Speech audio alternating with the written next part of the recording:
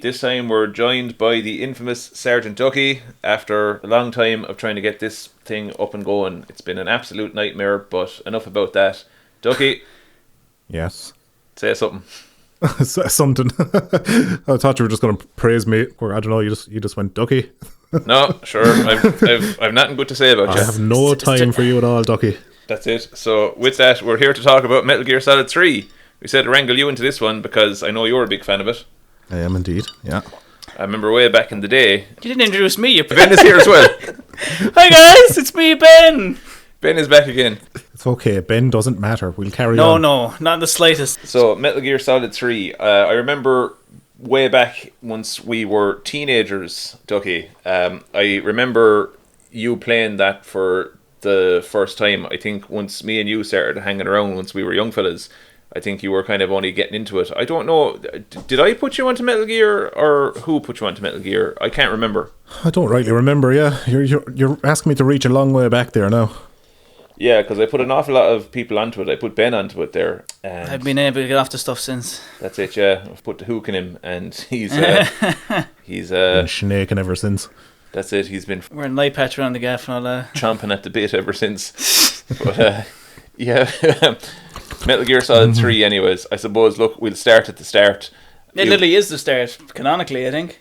Canonically, yes, but this is something that people always do, and it always drives me up the wall, where you hear this people that are new to the franchise, and they're going, where should I start with the Metal Gear series? Like, order of release, for Christ's sake. I did it by mistake, okay? Let me off the fucking hook. No, I apologise. No bloody mistakes. I mean, I was telling you outright, you played them in order of release. You guys get the HD collection. There's only 2 and 3 on it. I was like, I'll just start with 3 because it starts in 1960, blah blah. Well, I definitely didn't sign off on that because I would have. Yeah, well, there's not a chance in hell I would have ever suggested to anyone to start anywhere other than the first game. And at risk at PJ flipping the table over in front of him, MGS3 was the first Metal Gear I played through myself properly. Hey, I got ammunition on my side. Yeah, up yours. I had sat in while one of my mates back in the day was playing MGS1 and MGS2, but you don't take it all in. Just to respond to what Ben just said there, that's not ammunition. Just to say that someone else cannon fodder. It counts as something. To say that someone else did it wrong as well doesn't vindicate your position. It just means there was a pair of you wrong rather than you being right. Ben, I think we should have a vote. Who's right and who's wrong? My hand's up for I'm right. You on my side, yeah? Yeah, we're right as well. I'm with you, yeah. Yeah, Ducky, yeah. But see, PJ? But both your votes, both your votes only count for half a vote because the pair of you are spastics. So go and rub your 2 IQ points together instead of 5, you bastard. I'm sorry. It's two more than what you have. You couldn't hit one if you fell out of both. Go away, the best part here down your mother's leg. But anyway. My mother's a saint!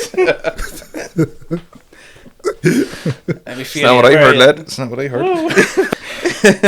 Alright, look. She brought you into the world, didn't she? Your emotionally support, Ben. Where would you be without me? Sure, look. Exactly, there we go. End of discussion on that part. Yeah, well. Anyway, lads. In any case, Metal Gear Solid 3. I mean, both your memories are fantastic. Yeah. Well, that's an argument from ignorance anyway. But I've heard stories, that's all I say. Yeah, look, I remember back in the day vaguely, I remember you playing that because I think I remember you having an Xbox and the Xbox was... did you play that on the Xbox? No, that was never released on the... MGS3 wasn't released on... No, I'm talking about the original Xbox, not the 360. Oh, no, it wouldn't have been, no. I think I got my hands back on a PS2 after I got the Xbox because so many games were like PS2 exclusive. Yeah, that's it. So I think I did get a PS2 back eventually after I had the original Xbox. There was a bunch of lads, my buddy Cummins, who will probably listen to this at some point, so big shout out to you, Cummins, you know who Cummins. You are. He had played the first Metal Gear, but he was tethered to the original Xbox at the time. He had that and not the PS2. But I think his younger brother got a PS2 and then he started playing MGS3. Because MGS2 was re-released on the Substance version for the original Xbox console, so he had access to Metal Gear Solid 2, but he did have to get his hands on a PS2 in order to play 3. So 3, I remember that was a big deal when it came out, hot off the heels of Metal Gear Solid 2. But Metal Gear Solid 2, because at the time it wasn't really appreciated. I adore Metal Gear Solid 2, but it actually took me years to get to the point where I realised I adored Metal Gear Solid 2, because it's so meta and cerebral and got so much highfalutin ideas that I couldn't really get my head around when I was a young fella. Yeah. The thing is, I love 3. 3 is my favourite, but a big criticism from the second one I saw when it first initially came out was that it was perceived as philosophical babble. Now that hasn't aged well because the game itself has. So it goes to show where the reviewers were at the time, talking balls. You see, I find when fuckers come out with something like that, with write something off as philosophical babble, you're basically just showing your hand there. What you're basically saying is, I didn't understand it, therefore it must just be rubbish. It's like, no, in fact what's rubbish is your fucking brain, buddy. You're thick. You're as thick as bottled shit, and that's the problem here. That review is now dead in the water. The game is as prophetic as it is, stands the test of time. Yeah, that's it. Especially because as that game got older, people came to kind of look on it as like, oh sure, look, there's a lot of ideas in this that actually became more and more relevant as time went on. You had the whole NSA thing with Snowden, where it so happened that actually we are gathering information on everyone doing everything, and the whole information, in the form of memes, that's the theme of the second one. I suppose to bounce off that, the theme of the third game is scene. So I'm kind of going along with the Kojima playbook here, where he kind of said the first, or he actually applies them to. I'm going to get straight into knocking Kojima, because fuck that lad. But in fairness to him, when he still had Tomokazu Fukushima on his side, the first 3 games you had the theme of Gene, fair enough, played that out perfectly. Second game, theme of meme, played that out perfectly, great stuff. The third game, scene, played that out perfectly. But then he went on, I think 4, he said the shite, wasn't it? Yeah, well, in actuality that's what it is, but I think played out well. Yeah, his whole one word thing to sum up the theme of that game was sense. What in the fuck does that mean? And it's just, you're into utter contrivance there. Yeah. I get the sense, Kojima, that you've just fallen in love with the waft of your own piss, and that's what's going on here. Peace Walker, the one word thing that he had for that was peace. Oh yeah, grand. Sure. What is it you want to say about that? And how long did it take him to come up with that? This is it. Yeah, he really laboured over that one. Mind. It's like woke him up out of a drunken stupor. Like, quick, we need it now. This is it. Write this down. Yeah, like I've often said, I think the first 3 games, unbelievable. Beyond that, I don't like.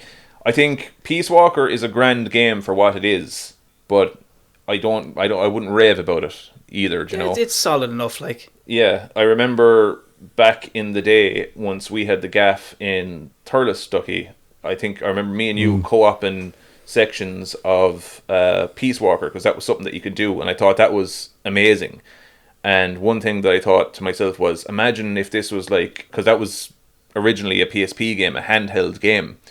So one thing I thought to myself was, imagine if they made this game now for a proper, fully fledged non-handheld console, like a properly powerful console, and you could do all this stuff. And they went away then, they made 5, and 5 was very much like Peace Walker in how it was structured and all that stuff.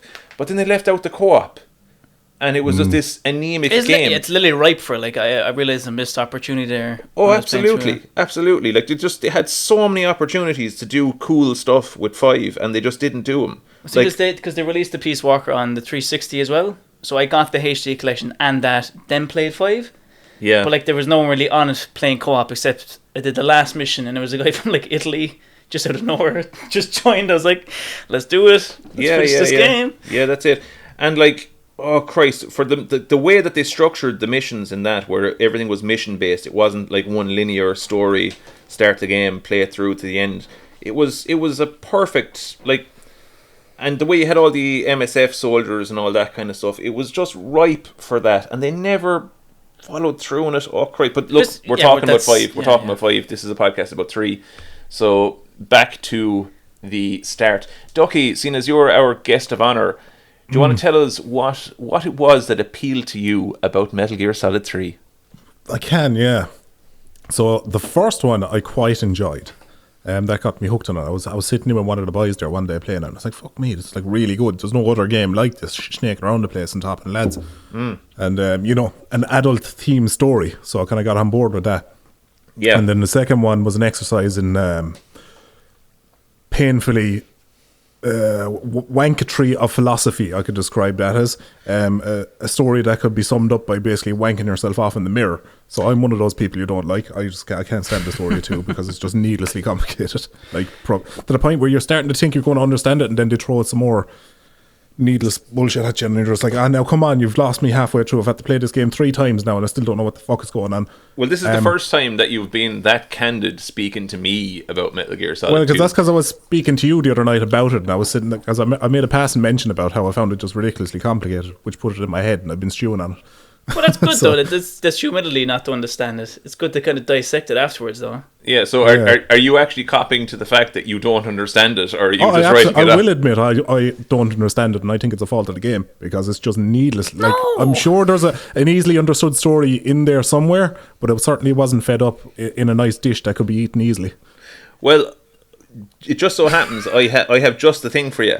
I know a pair of lads who are after doing a series of podcasts all about Metal Gear Solid 2. Who are they called? They'll break it down for you. Yeah, so I suppose I could spare 5 minutes. Yeah. We'll have the fucking thing written in crayon for you. It's no bother.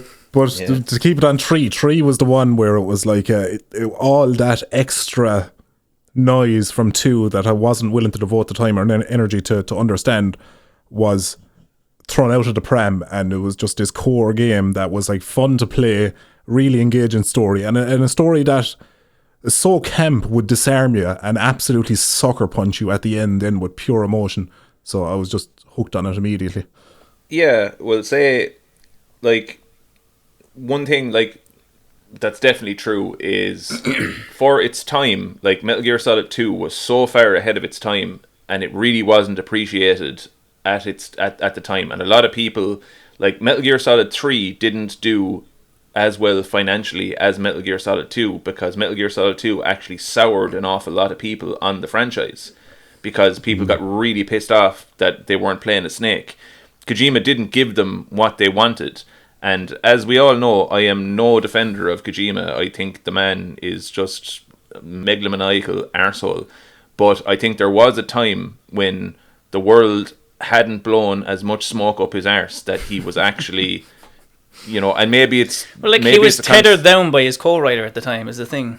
Yeah, well, that's the running theory, and, there's lots of people that say, oh, no, in fact, no, Tomokazu Fukushima, he only did this or he only did that.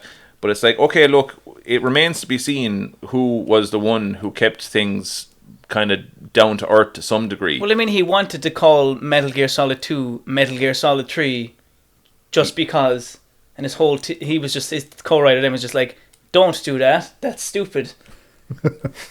He's like, yeah. Could you not be a knob, like, for 5 minutes? I just imagine, like, Kojima is the equivalent of, like, owning a pet snake. Whereas, like, look, if that's your thing, just keep it caged, because if you let that thing out now, that's trouble. If you own a snake, dear listener, you're a feckin' idiot, as far as I'm concerned. That's not a pet, like. My missus used to have a snake. Ducky's girlfriend, you're an idiot. Yeah, like... Thing's incapable of empathy. He'll just wipe you the first chance it gets. Oh, I know, yeah. I don't see... Yeah, but like I said, like... You can't scratch one of their bellies, like... No. Like we mentioned before, the man has got brilliant ideas, but, like, when it blows off the top, like, 4 is the ultimate kind of, like... Yeah, I imagine him as a horse with some blinders on. Like, he's great. He can... You have to put the blinders on him so he keeps his eyes forward and he's not startled easily. That's perfect. There you go. This is it, like, I mean, there is undoubtedly brilliance there, but I think if you let him to his own devices, like, I don't know, did you see the announcements for the stuff that he's got coming up now? He's announced a new game, I think it's called OD. On the Game Awards. No. Yeah, and it just looks like the most pretentious toss going. I didn't watch this, I don't know. And he doesn't really seem to be concerned with making good games. And even, I remember when he was doing Death Stranding, and he was coming out with all this kind of crap surrounding Death Stranding when he was promoting that. And it's like, oh, what kind of game is it, Kojima? Is it an action game? Is it a stealth game? And he was like, no, it's a Strand game. It's like, what are you on about? A Strand game? That's not a genre. But then this is the type of arsehole you're dealing with. It's kind of like, oh yeah, well, I'm creating a genre. Are you? What you've created, like, I enjoyed Death Stranding. You 100%ed it, didn't you? I didn't 100% it, no. I finished it. I finished it, right. But it was a morbid curiosity because I had soured on Kojima for, many years before that, but I really wanted to see, like, after the debacle of, say, MGS5 and what I consider to be the greatest whore's abortion of a game ever created, Metal Gear Solid 4, I was basically, I wanted to kind of, because people kind of had their own kind of verdicts as to what was going on with Metal Gear Solid 5. They're kind of, it was all Konami's fault. It was because Konami did this and Konami did that and Konami did the other thing. But I would flip that argument on its head and I would say, well, Konami did pull the plug on Kojima because Kojima was spending money like no one's business because, he's just this megalomaniacal arsehole that was... it's like, well, I want to do whatever it is I want to do, and I don't care. I'm spending someone else's money. Didn't he rebuild the Fox engine for a second time during that game's development? Like after they sinking a load of money into one engine, I don't know. Wasn't there news around that? Like he developed an engine specifically for the game and then scrapped it when it didn't do what he wanted it to do, and then started a whole new engine. I'm unsure about creating an engine and scrapping it, but I know that the Fox engine was created specially for Metal Gear Solid 5. I think they went on to use it on stuff like Pro Evolution Soccer, but I don't know nearly enough about game development to comment on, okay, look, if a game engine is that applicable to other stuff? I've no clue. I just vaguely remember something from that, like back before he was actually fired from Konami, where there was rumors kind of circulating that he was going to get fired from Konami. I vaguely remember hearing something like he basically restarted work on and creating a whole new engine, and it was going to cost even more money, and Konami was just getting fed up with him. Yeah, they were getting fed up with him, but he was pulling stunts that nobody wanted. Like, nobody wanted David Hayter to be recast as the voice just of off Snake. The bat now. Nobody asked for that. What was his name? Kiefer Sutherland. They brought him in because he had, such a fascination with cinema and shit like that. He wanted his movie star. Yeah, he's a cinemaphile, and he brought in a AAA actor to do nothing. Yeah, 10 minutes of dialogue in the whole game. Like. Yeah, he didn't even 7 emote. lines of fucking dialogue for the entire game. Like, it's utterly ridiculous where he was like spending money on. He was throwing money down the drain to pursue his own delusions of grandeur, basically. He was like, look, Kojima, if you want to make movies, you've got enough of a profile now to piss off and make movies. So why don't you do that rather than, just piss off all the fans? And look, I think that's why I soured on him, or soured on 2. I think like Phantom Pain really left like an awful taste in my mouth for Kojima. So like looking back, where I used to forgive 2 for just having a complicated story, now I just look back at it and go, this is just Kojima with a portrait of himself, just covering himself in oil and just masturbating furiously. I don't know. I think 2 is very prophetic. Like, it really stands the test of time. 2, yeah, like 2 is the thing. Now, look, I definitely kind of concur with the whole kind of masturbation kind of angle. He definitely has that, but it definitely is more applicable now than it has ever been. Like 5 in another angle is just bollocks. Yeah, the thing is, like, you can set out to make something, and as a result of your own delusions of grandeur and your own highfalutin ideas and all that kind of stuff, the end result, you can still like catalyze greatness from that. And I think that's what he did with Metal Gear Solid 2.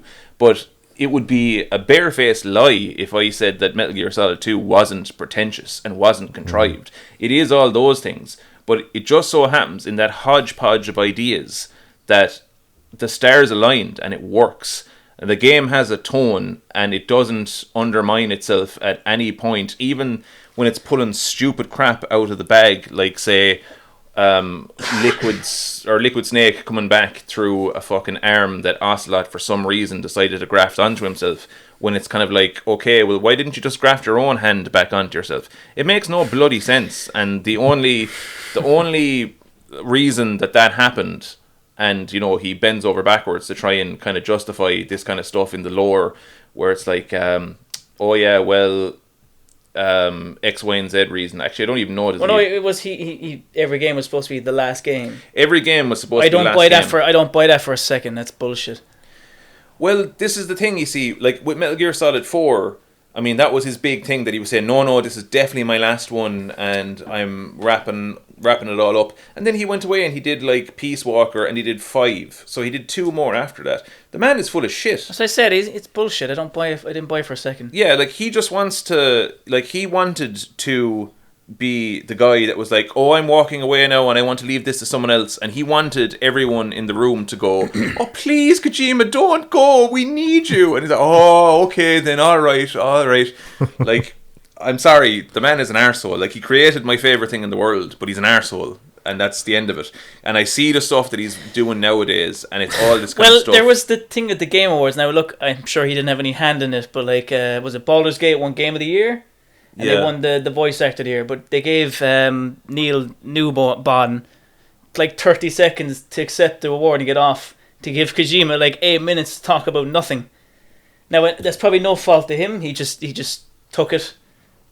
But I can't help but be annoyed, regardless, Yeah, well, this is the thing. Like, you have to kind of recognise the fact that, like, there are sycophants out there. But see, that's what I hate the worst. Have propped him suck up him off to that. Like, if people just kind of treated him with, some bit of reality, where it's kind of like, okay, look, buddy, bring your ego down out of the fucking clouds there now.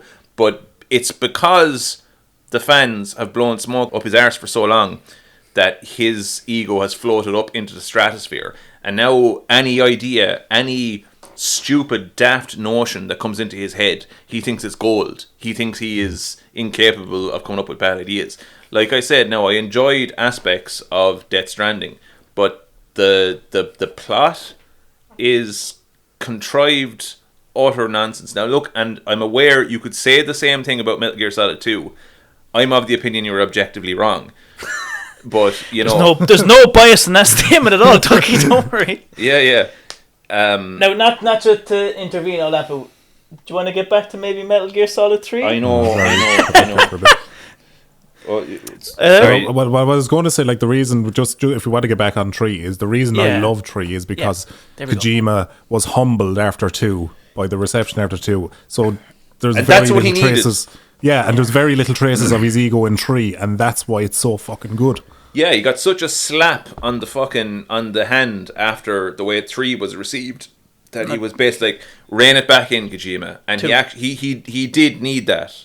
Because if 3 was universally adored by everyone, imagine what shit show of an idea that he would have come out with for 3. But 3 is very much like the first game. The first game is a self-contained story with this kind of a espionage-y kind of a thing. It's in this kind of an alternate reality that's very similar to the real world, except, we'll take creative liberty here and there, so as to play around with certain ideas and have like maybe supernatural elements here and there, which is another thing. As the games went on, he kept trying to explain away the supernatural elements with all these nonsense ideas, which was completely unnecessary. All you had to do was kind of go, yeah, there's a guy with psychic powers in this series, in much the same way as there's wizards in Harry Potter. There's no need to explain it. It just is. And if you like it, fine. If you don't, fuck off and play Splinter Cell. If you just want... Nobody asked for an explanation. Yeah, that's it. But an absolute arsehole. But in any case... We'll touch on 4. Yeah. Eventually. Yeah, he got a well-deserved slap on the nose for Metal Gear Solid 2. And again, I adore Metal Gear Solid 2, but it is actually a blessing...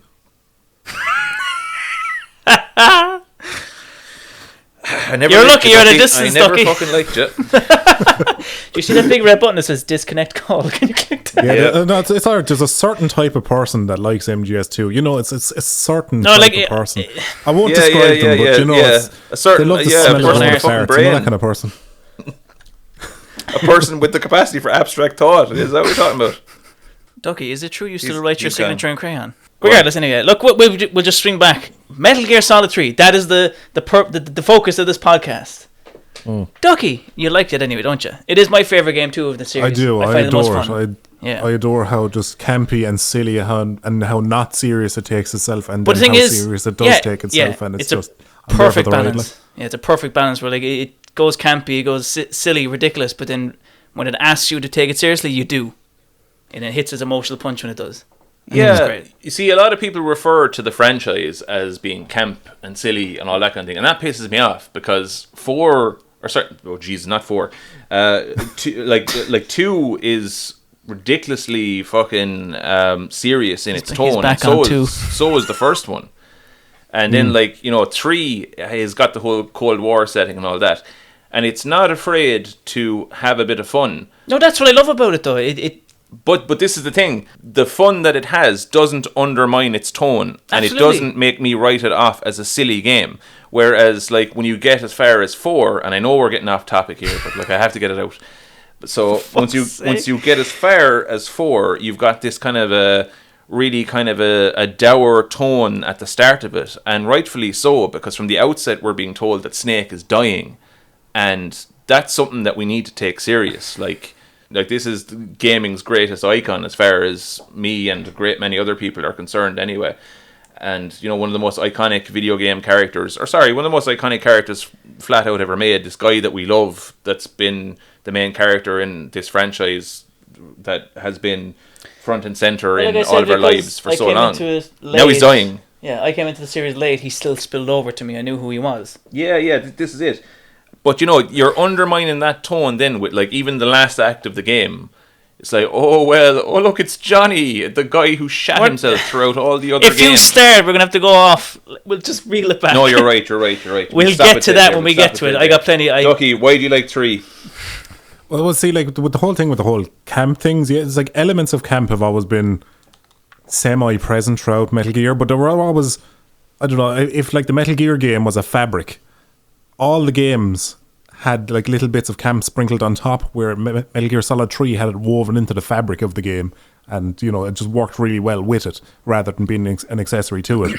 So I loved it for that, and it's just like it's a straightforward story that's somehow it's got elements of it's just fun. It's just so goddamn fun. Yeah, it's straightforward fun. It's like an 80s action film. James Bond. It's like they make mention of James Bond in it, but like it's even Snake Eater, the theme. It's the best Bond theme ever, and it's not even in the best James Bond theme ever. And that's kind of like you could say that 3 was the start of like where Kojima was just basically really starting to kind of be like, oh, look how much I love movies, and ye should all love how much I love movies. I'm doing a Bond song in my Metal Gear game and all this, but can you not just enjoy it?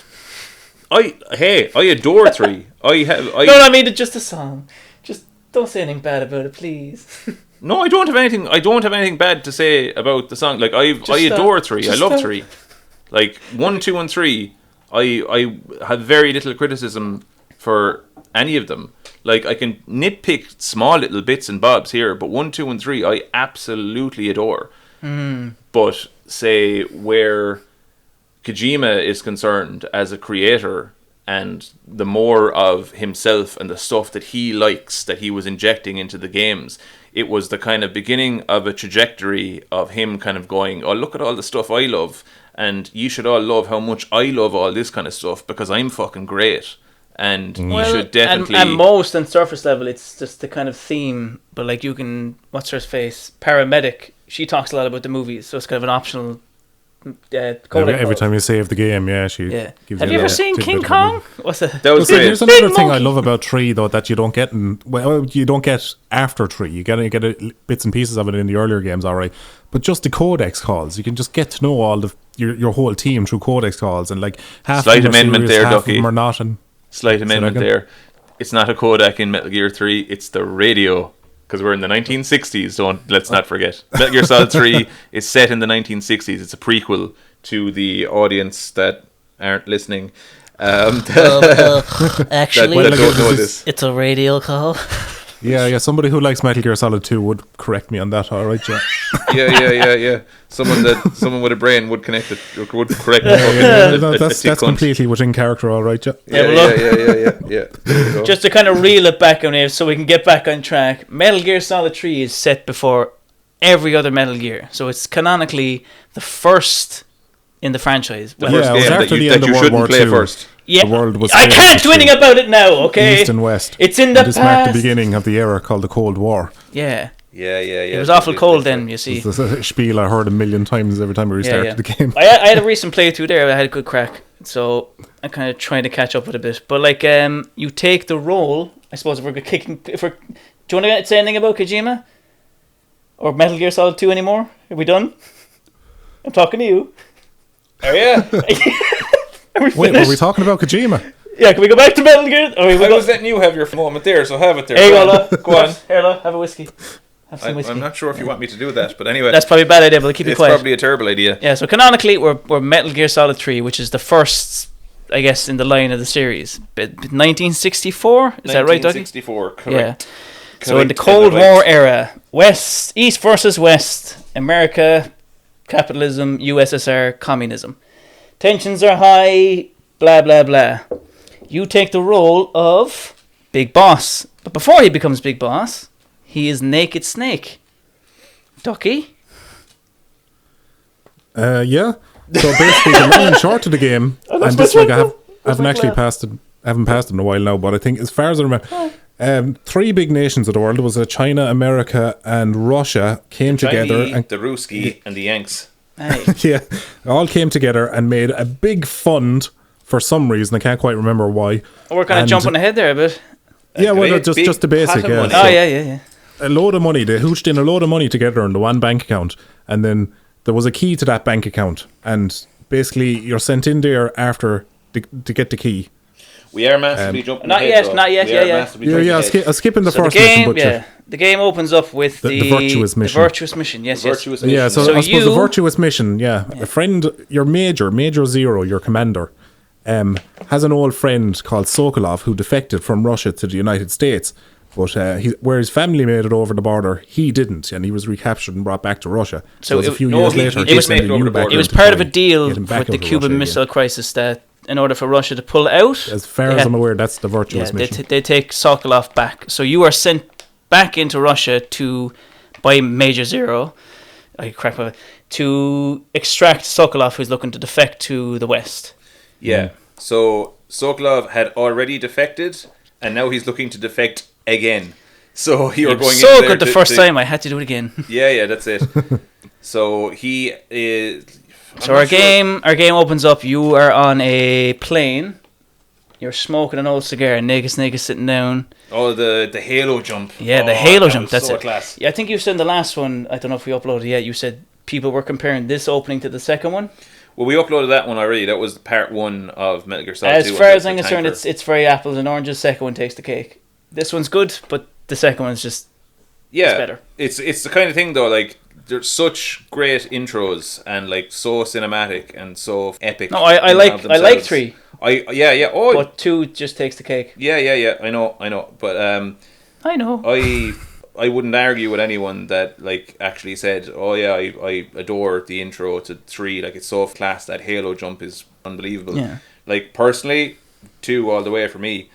Like I said, unbelievable intro. First 3 games, I adore them, and I won't argue with anyone who wants to gush over like how class Metal Gear Solid 3 is and that Halo jump. Yeah. I think in the context of the game as well, they're framing it as like, oh yeah, this is the world's first ever Halo jump.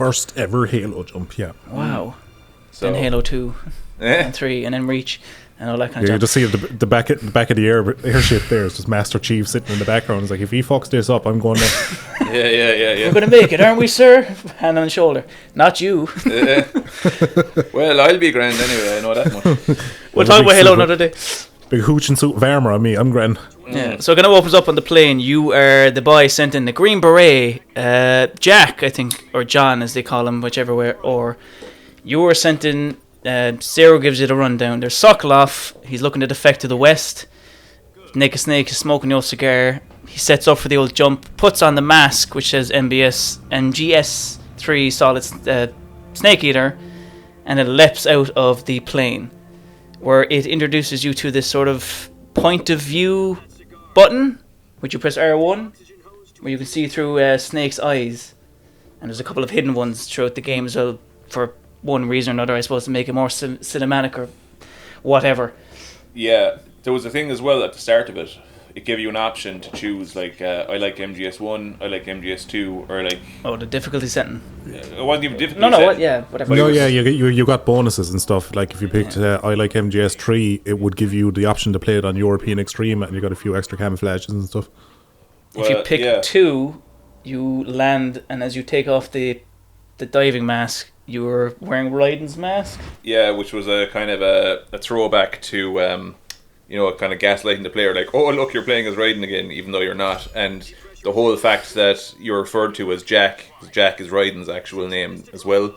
It was a whole kind of thing, like, oh, you're playing as Raiden again, just to spook players, but you're not, in fact. It's a face mask, and you can take that off. Yeah. It's a weird one, because that face mask actually comes into play later on, and it's like, well, why did you happen to have that face mask anyway? But anyways, we'll those kind of questions now that lead to Metal Gear Solid 4 now. I'll have none of that. Yeah. Look, Sigint answers it in the game. He just said, I developed this mask and I thought it looked cool, so I hooched it into your bag. He was kissing on it and all that kind of shit. Yeah, that's all you need to know. So you was... He was at Blinks and everything. You don't get your code name just yet, but you do the little skydive, the halo dive, the intro, music playing, you do the little twirl, then you land, rip off the mask, and then you're introduced to, not the codec call, the radio call, where Zero gives you the rundown saying about the whole job about going in to save Sokolov. This is a story, blah, blah, blah. We're going to need you to give you a code name. I got it. Naked Snake. Is that right? Or is that the Snake Eater mission? Yeah, and at the start, Zero himself, he goes by Major Tom, which is a reference to the David Bowie song. Space Wasn't Odyssey. it The Great Escape, no? Wasn't it The Great Escape movie? He thought it was the tunnel. Tunnel Tom.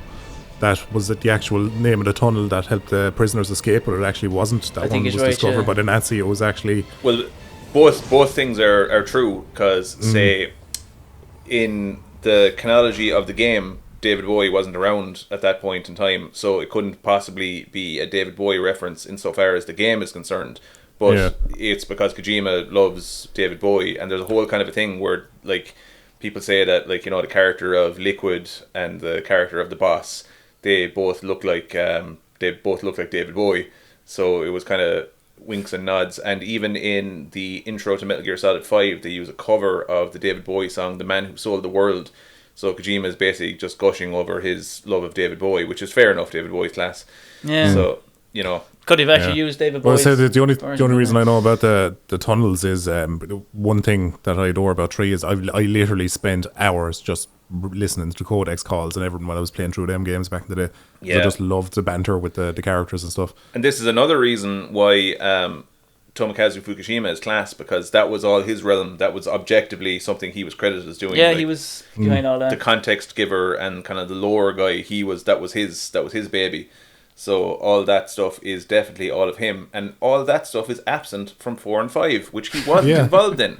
So do you know what they took out of Metal Gear Solid 3? They're like, oh, people didn't mind the long cutscenes in this, so let's put even longer cutscenes with less in them in the next one.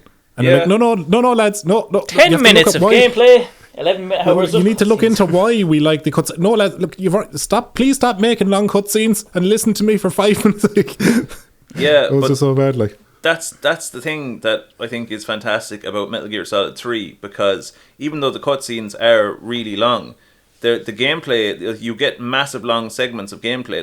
Like Metal Gear Solid 3 is actually a game, whereas you get to Metal Gear Solid 4, and that just takes the piss. Like, I have no problem with long cutscenes. I loved the long cutscenes. It holds the record for the longest cutscenes. Like, what, an hour and a half? That's a movie! Yeah, that's it. Before you even get into the game, yeah. Yeah. It's fucking one of them anyway, yeah. But I have no problem with that, so long as, the gameplay balances out, where you're at least playing the game as much as you're watching the cutscenes. But 4, that's not the case. And 3 does it well enough, yeah. Well, I was just for me, it was just like, give me a cutscene. Like, if it's a long cutscene, if it's necessary, I'll happily sit there and watch it if it's 2 hours long. But a lot of that wasn't necessary in 4. No, A lot. She's 90% of it. Right. Like, you find yourself dozing off watching them, like, and then you go back and you play a 3 then, and like everything in 3, there's not a wasted cutscene in 3. It's all It's all good. I will say, just as you land, the first radio call is a bit long, but then you're immediately into gameplay. Like, you get introduced to your mission, who you are, Naked Snake, but then just as kind of a main plot point, the major lets you know that there's someone else on the mission. But that's very like the beat of Metal Gear Solid 1, isn't it? Like when you climb out of the dive suit and you're called straight away. Yeah. That too. Yeah, that's just a very Metal Gear thing, really. Well, that's it's all. You need context anyway, I suppose. Yeah, like it gives you enough. It doesn't overwhelm you, and then it's straight into the gameplay. So basically, you're in the Virtuous mission. Major Zero gives you a rundown. We got to rescue Sokolov. You are not to be seen or heard or known. So it's a stealth mission. But as he lets you off in the mission, he lets you know that there's a special someone on the mission with you. It's the boss, your old mentor. Yeah. That's where the meat of it starts. Was it Laurie Ellen?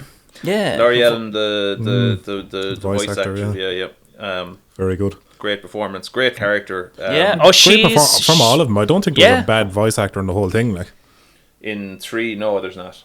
3 is just. Like, I would say maybe Hader's one kind of maybe leads in a bit too.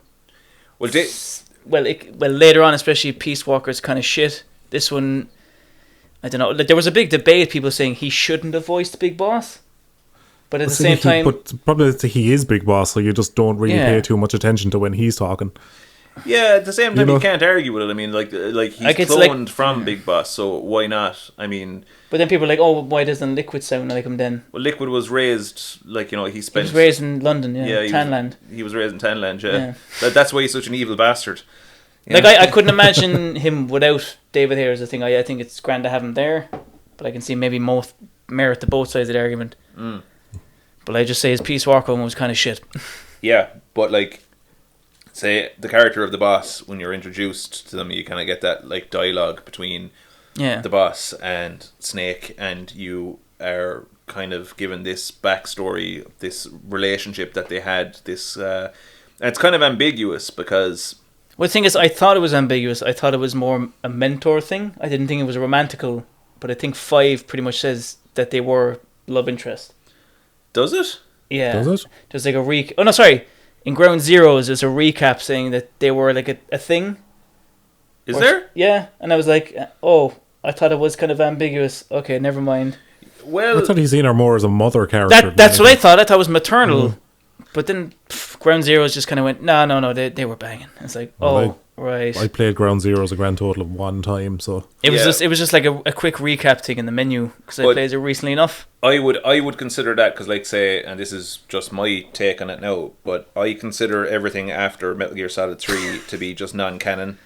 None of that happened. So if it's not explicitly said in Metal Gear Solid 3, I just write it off as like, no, nonsense. Yeah, like it never came off as anything romantical. It always seemed maternal. Yeah, because remember what I was saying earlier on about Kojima trying to retroactively explain away all of the supernatural elements that exist in, say, 1, 2, and 3, where he basically goes back and he goes, oh yeah, nanomachines. But then in 5, because there's no nanomachines in the 60s, he gives the explanation, vocal cord parasites were the reason for all of the boss unit in this game are the Cobras, who were a unit of soldiers that under the boss that she fought with during the World War II conflict, and they all had supernatural abilities. That's apparently where the origin of the Snake codename came from.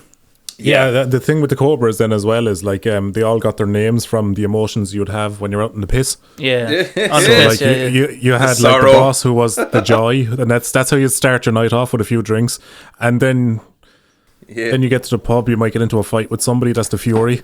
Then if you had a bit too much to drink, then you find yourself kind of recalling sad memories, and you get hit with the sorrow. Then when it's that bad, you kind of, you know what, I need to bring this night to the end. And you head off to the bed, and then you get up the next morning and you have to deal with the pain and the fear. The pain and the fear, yeah, absolutely. The fear. Yeah, and look, all of the bosses, they do map onto being on the res. Yeah. In any case, so look, with this codec call at the start of the game, you're getting familiarized with the boss and the relationship that herself and Snake have. So radio, not codec. Yeah. Oh, good man. Yeah, fucking fair play to you. Just trying to keep you on track as well, you know. Fair dues. Yeah, only for you. Yeah. But you get a kind of a feel of their relationship immediately, like, you know, this kind of confident, even cocky, yeah. Green Beret drops in and immediately he's kind of drawn back a small bit. It's like, oh, the boss.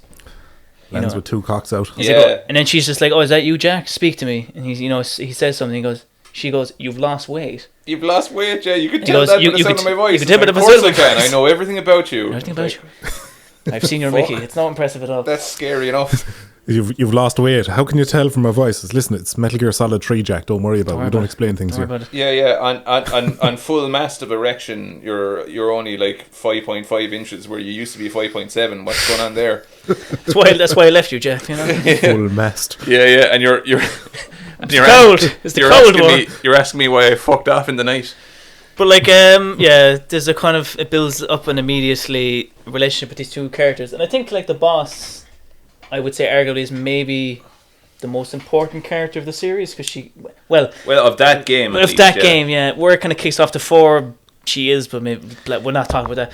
Yeah, basically, there's a discussion between her and Snake, or Jack as she calls him, because it's more kind of intimate, and there's a bit of angst on his side because she left him.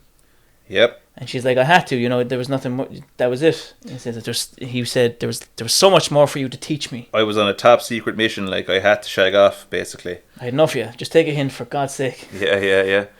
You're an absolute head wreck, Jack. Get your bag and baggage. So they have that. You never stop talking about boxes. You're a single-minded man. I couldn't deal with it. You had your head buried in the box for all the time I knew you, and there was talking to you. She's kind of talking about this, her mission, and then she immediately kind of gets onto the theme, I suppose, of a game is about loyalty. It's like, where do your loyalties lie, Jack? To the mission, to your boss, this and that. Yeah, and this is why, like, I think, you know, for the first 3 games, and the reason, like, one of the reasons why I adore the first 3 games is, like, it actually carries properly, at least insofar as they're good ideas with this whole kind of notion of scene. And scene is basically a microcosm of the whole idea that it's about circumstances and what circumstances you find yourself in, and should your circumstances dictate, you know, what side of a conflict that you're on, where your loyalties lie, what your mission is. So she's basically saying to Snake, because Snake is like going like, well, where was your... he goes, where's your loyalties lie? And he says, I'm loyal to my country, to my president. Very patriotic, very kind of blind. I follow the will of the leader. Yeah. And she's like saying, well, look, the leaders change. Like, whoever's in power tomorrow, it mightn't be the same guy who's, you know, in power today. And they're going to have... Yesterday's enemies is like today's allies. Yeah, and that's something, that's such a potent idea. It absolutely is. There in and of itself, because even if you look back over, say, the mundane of just an average person's life, and you ask yourself, who are the people that you kind of resent most? And they're probably people who were in your inner circle. It might have been a relationship, might have been a romantic interest you have, or someone who was a close friend, but for whatever reason, shit soured, and, you know, that relationship went south. So basically, it's kind of very potent in that whole that dialogue there, that bit of script. That the thing is, that's where it kicks off. And today's ally is tomorrow's enemy. That's beautiful, and I think that's so ripe for just kind of interesting ideas to think about. So insofar as 1, 2, and 3 are concerned, Gene, Meme, and Scene, they work as far as I'm concerned. And like, you know, what Scene, about Peace? Revenge. Peace is very deep. Fuck out of here. Nonsense. Like, but yeah, just as a quick caveat there, not to derail too much, but I can't help myself. He said he actually associated 2 words with 5. So he's like, oh yeah, the theme of 5 is revenge, and it is also race. And you're like, what are you on about? Like, because the game, it only kind of neither. Yeah, it's neither. This is not even a game. Yeah, full stop. Fucking rubbish. But anyway, look, 1, 2, and 3, absolutely fantastic. Yeah. So the boss basically gets you on the whole kind of topic of like loyalty. Yeah, loyalty basically. It's where it kind of kicks off, and it's a point that kind of emphasizes across the game.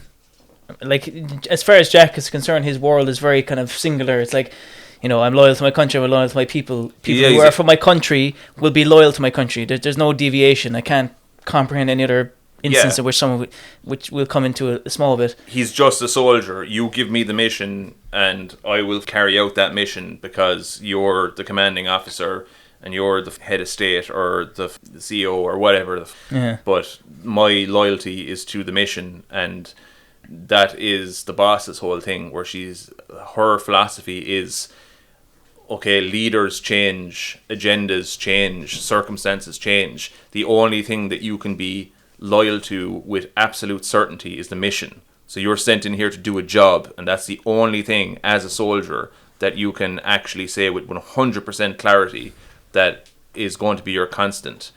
And as the game goes on, of course, because there's a conflict arises with the boss, not to jump ahead too far, but the question that she poses to Jack as the game goes on, Jack or Snake rather, is, well, what's it going to be, Jack? Is this going to be loyalty to your mission or loyalty to me? And she puts him in this philosophical quandary. So she basically calls into question his own kind of raison d'etre, like, why is it you exist? Why is it you do what you do?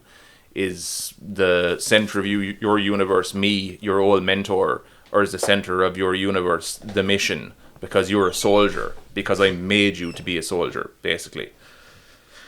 So, Ducky, thoughts? Yeah. You agree? I agree. Good lad. I won't lie, you probably have thought about the philosophy of the game a lot more than I have. I get the themes, but I wouldn't have too much to say about them. You're just kind of like, I enjoy this, I like this. Yeah, I like this. I like the story. I understand the story from start to finish. Like, that bit is fair enough, but I never really delved too much into it other than the fact that that's just setting up the end. Yeah, see, I love those ideas because I think it's like it makes you reflect on life in general. Like I said, like you have the context that the game gives you, this kind of circumstance of like, oh yeah, here we are in the Cold War and we have to extract this scientist from the Soviet Union, and in doing so we risk potentially igniting World War III. But within that deadly circumstance, you can apply the same logic to just everyday life, and you're kind of like, okay, well, why is it I'm doing what I'm doing? And when you just kind of look at kind of people and how people change across time, their priorities change, and why might a relationship break down? Like, two people might be on the same page with regards to what it is they want in life, and they might kind of think, okay, look, we're on the same page, let's do what we're doing and keep doing it. But then somebody gets a change of heart because whatever experiences and whatnot goes on in the background changes their perspective, and now they have to reevaluate what it is they're doing and what they mean to do. And does that mean that they now have to sever ties with you? So the changing of allegiances and all that kind of thing is front and center insofar as the theme of this game is concerned. And I think that's just wonderful. That's fucking ripe for interesting kind of food for thought, if you will. Yeah, like Snake's character is very singular. He's very like, born in this country, this is how we think. There's no other way, kind of deviation from that.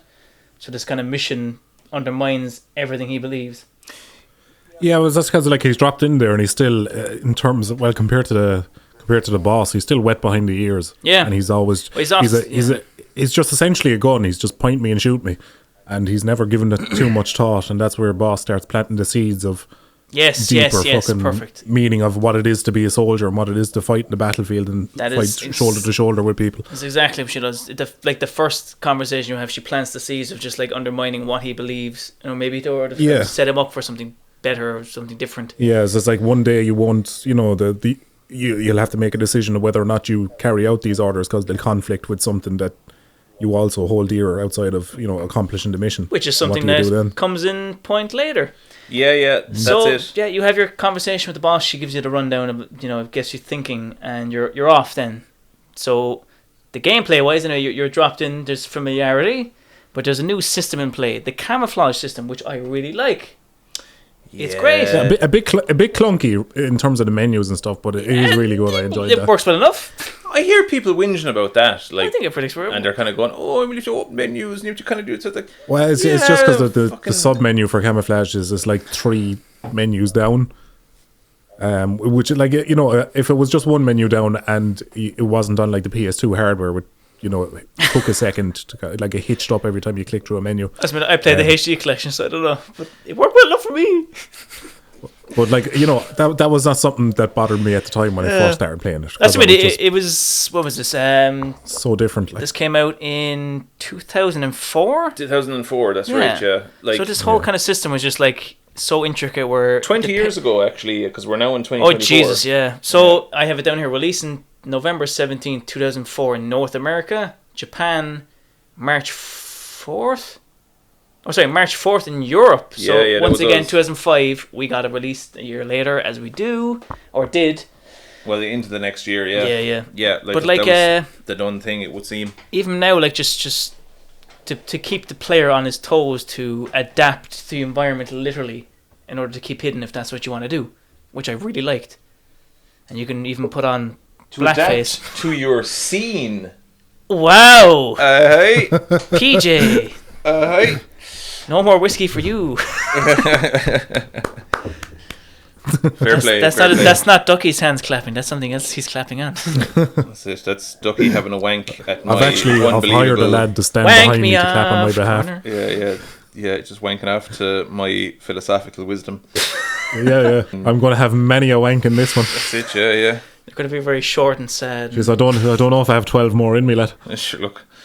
Well, by agreeing to do this podcast, I don't know what you realise you've roped yourself into, but these go on. Like, I mean, we're not going to get this done in the one go. We haven't even got through the start.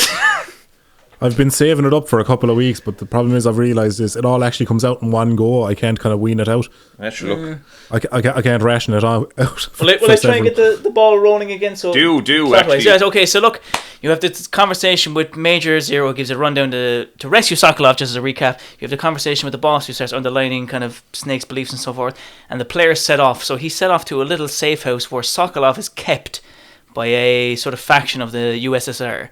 So you have to keep... The GRU, isn't it? The GRU, yes. Yeah. The GRU, yeah. Which I think you get a little rundown that it's run by a faction during the USSR who's trying to usurp the General Secretariat, Khrushchev at the time. Yeah. Who's run by Volgan, who will be introduced to soon enough. That was another thing that I thought was cool, because, like, you know, Khrushchev was actually a real, like, insofar as reality is concerned, like, obviously, because up until now, the games were set in the not too distant future. Like, say, Metal Gear Solid, the original on the PS1, was set in the year 2005, even though it was released in the year 1998.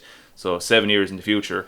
And Metal Gear Solid 2 was released in 2001. Tanker was set in 2007. And The Big Shell was set in 2009. So they always leaped forward a small bit. So for the first time, we're actually going backwards in history. So whereas the games up until now, they kind of had to create fictional versions of, say, political leaders and stuff like that, this game actually referenced... Well, sort of fictional events around actual...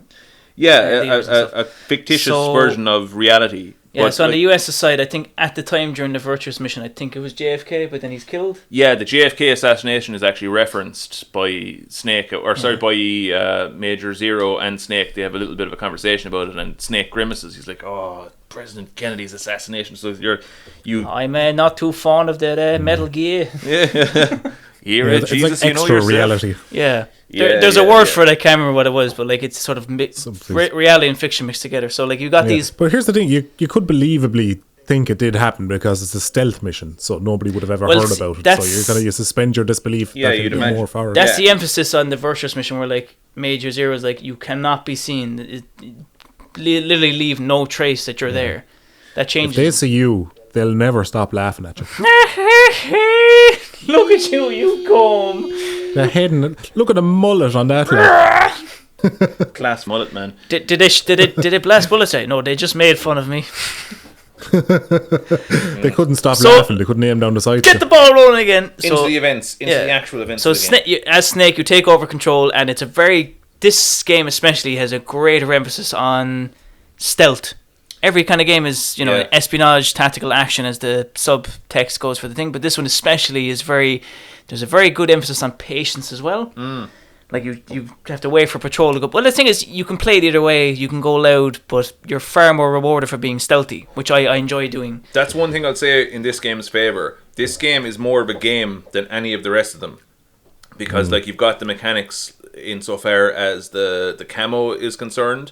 So that's something that you got to think of. That's another layer onto the already... I think because there's a little thing at the top right showing your percentage of how well you're blending into your environment. Yeah, how so well you'll your keep the camo player is... like, you know, Yeah. constantly changing and stuff. And furthermore, because you're dropped into this kind of jungle setting, it has a mechanic now where you actually have to try and kind of get sustenance to keep going, to keep alive. Oh, the survival shit. Yeah. Yeah. So the animals, the flora and the fauna, you can basically kill animals, eat them. You can take fruit, eat that stuff. That was another thing that you had to do. If your stamina bar dropped, stamina bar, that's what they add, yeah. Yeah, if that dropped down low because you were hungry or whatever, it would affect how you could play the game insofar as it would affect your aim and stuff, I believe. You start getting tired, and you're if you go into first person, yeah, your aim would get shaky mainly, and you can get a cold then from it as well, isn't it? Where you'll start like sneezing, where that could give away your position. Yeah, you're dropping some sort of medicine, but then there's also a you wouldn't be able to like hang off of trees as long. All that it kind would of stuff. affect your grip and all this kind of shit.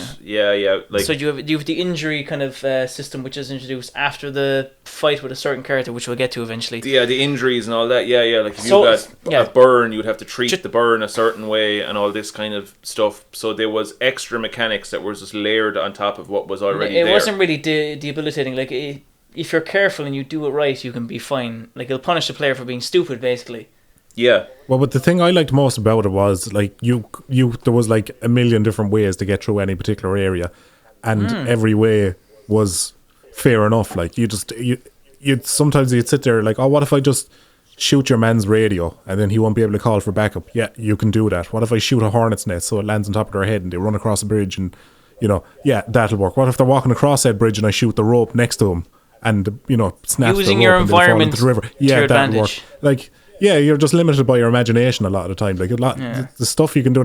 You can wear a crocodile hat in a swamp, and the guards will ignore you and think you're a crocodile. Yeah, because you're in the water and all of your body is submerged, and only your head is visible, which is in this crocodile fucking helmet. And they kind of go, "Oh, it's just a croc," which is, you know, a kind of another version of, "Oh, it's just a box."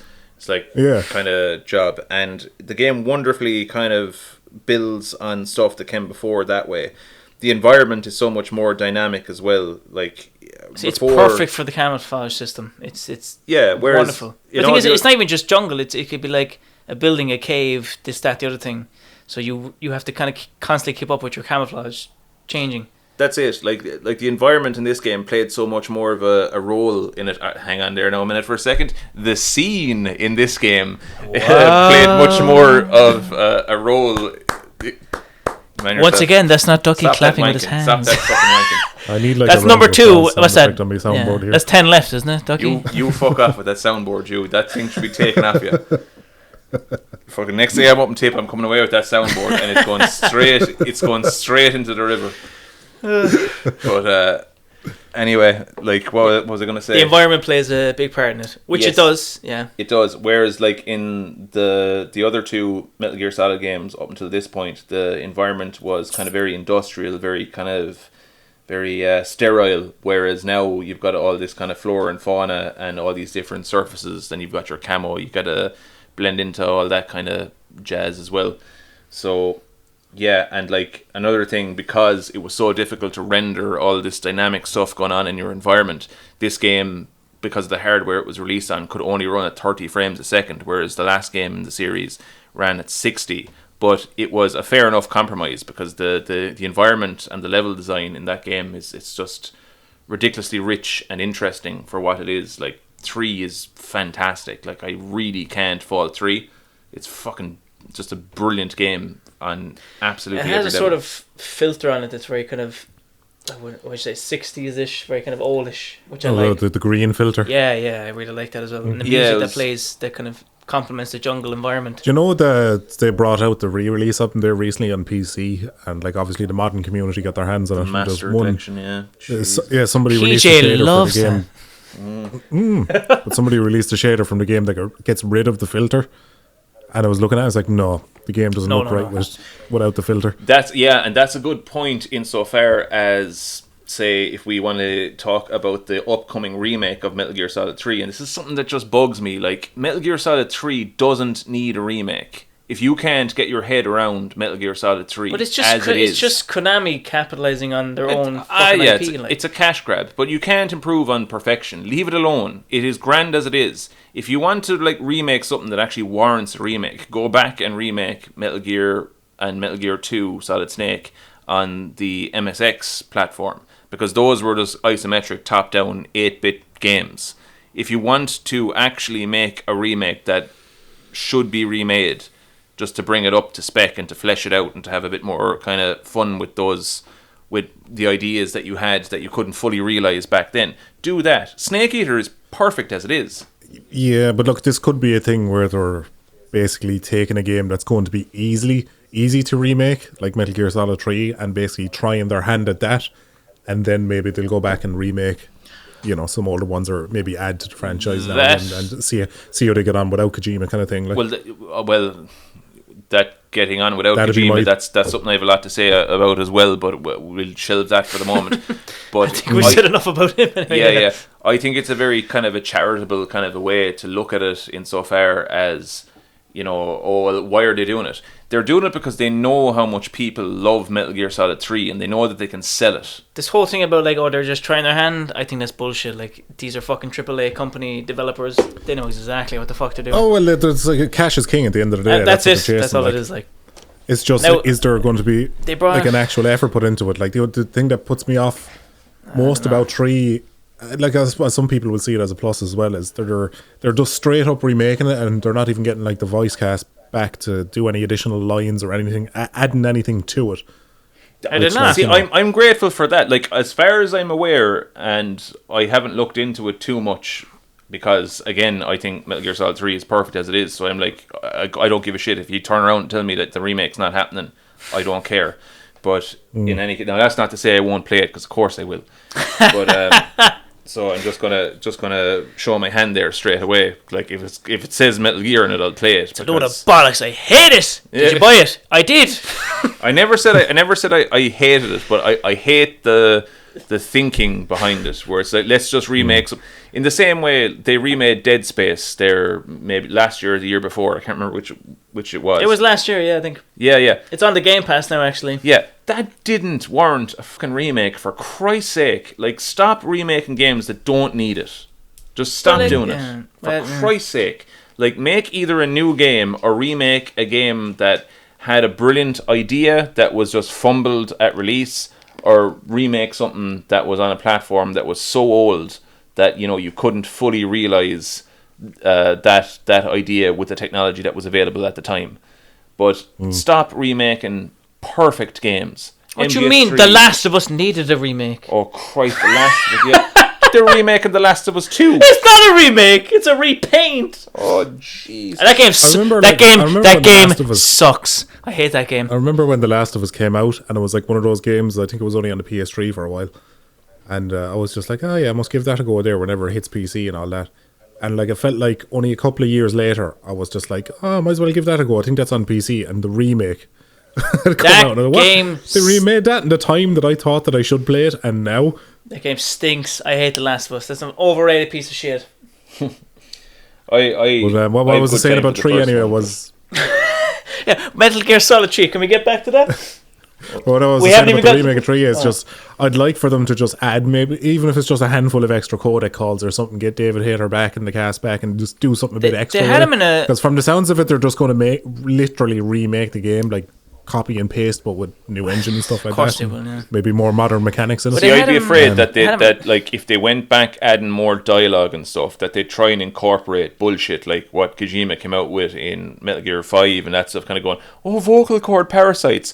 Like, that's such a shit idea in and of itself. I want that to be quarantined to Metal Gear Solid 5. Don't let that's the that thing. infect, the perfect games of my youth. Like, keep that shit as far away from these games that I love and adore. And Kojima, you go take a long walk off a short pier, you prick. But anyway.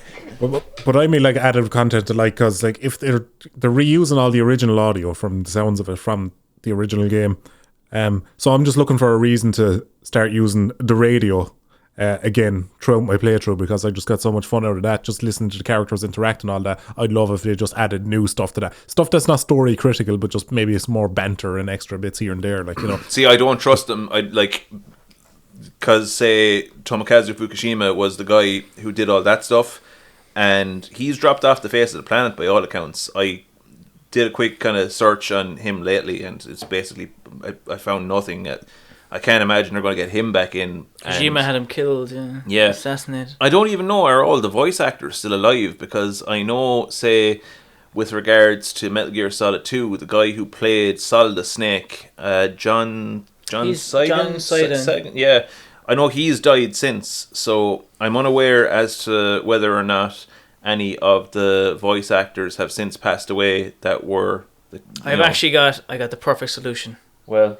Let's not remake Metal Gear Solid 3. Let's just leave it the fuck alone. Leave it alone. Does that too. I've cracked it. Beautiful. Like, I certainly wouldn't cry if they didn't bring it out. I mean, they could have announced it. I was like, oh, right, that's there. And I saw people in like the Discord and YouTube were like, oh my god, I love this game. It's like, what they're doing is capitalizing on your nostalgia. You're going to play it.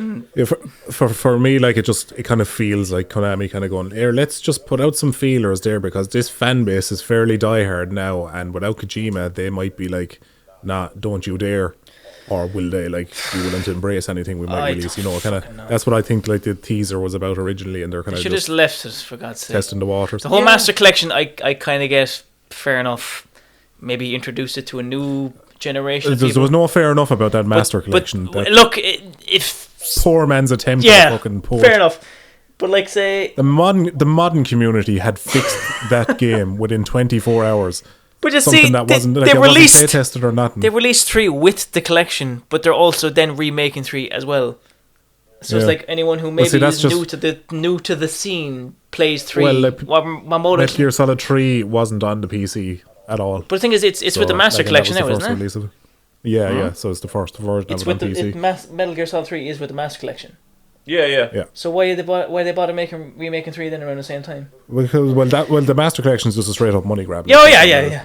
But that's what I mean. It's like they could have just done that. I'm like, oh yeah, I can see why they did that. It's just they literally put a day's work into the HD collection and then released it now. You couldn't even run the game beyond 720p when it came out on PC. Like, that's some basic shit, that is. I went through the game store on the Xbox, and like the image used was like the worst quality thing I've ever seen in my life. I was like, oh yeah, I'm definitely buying that.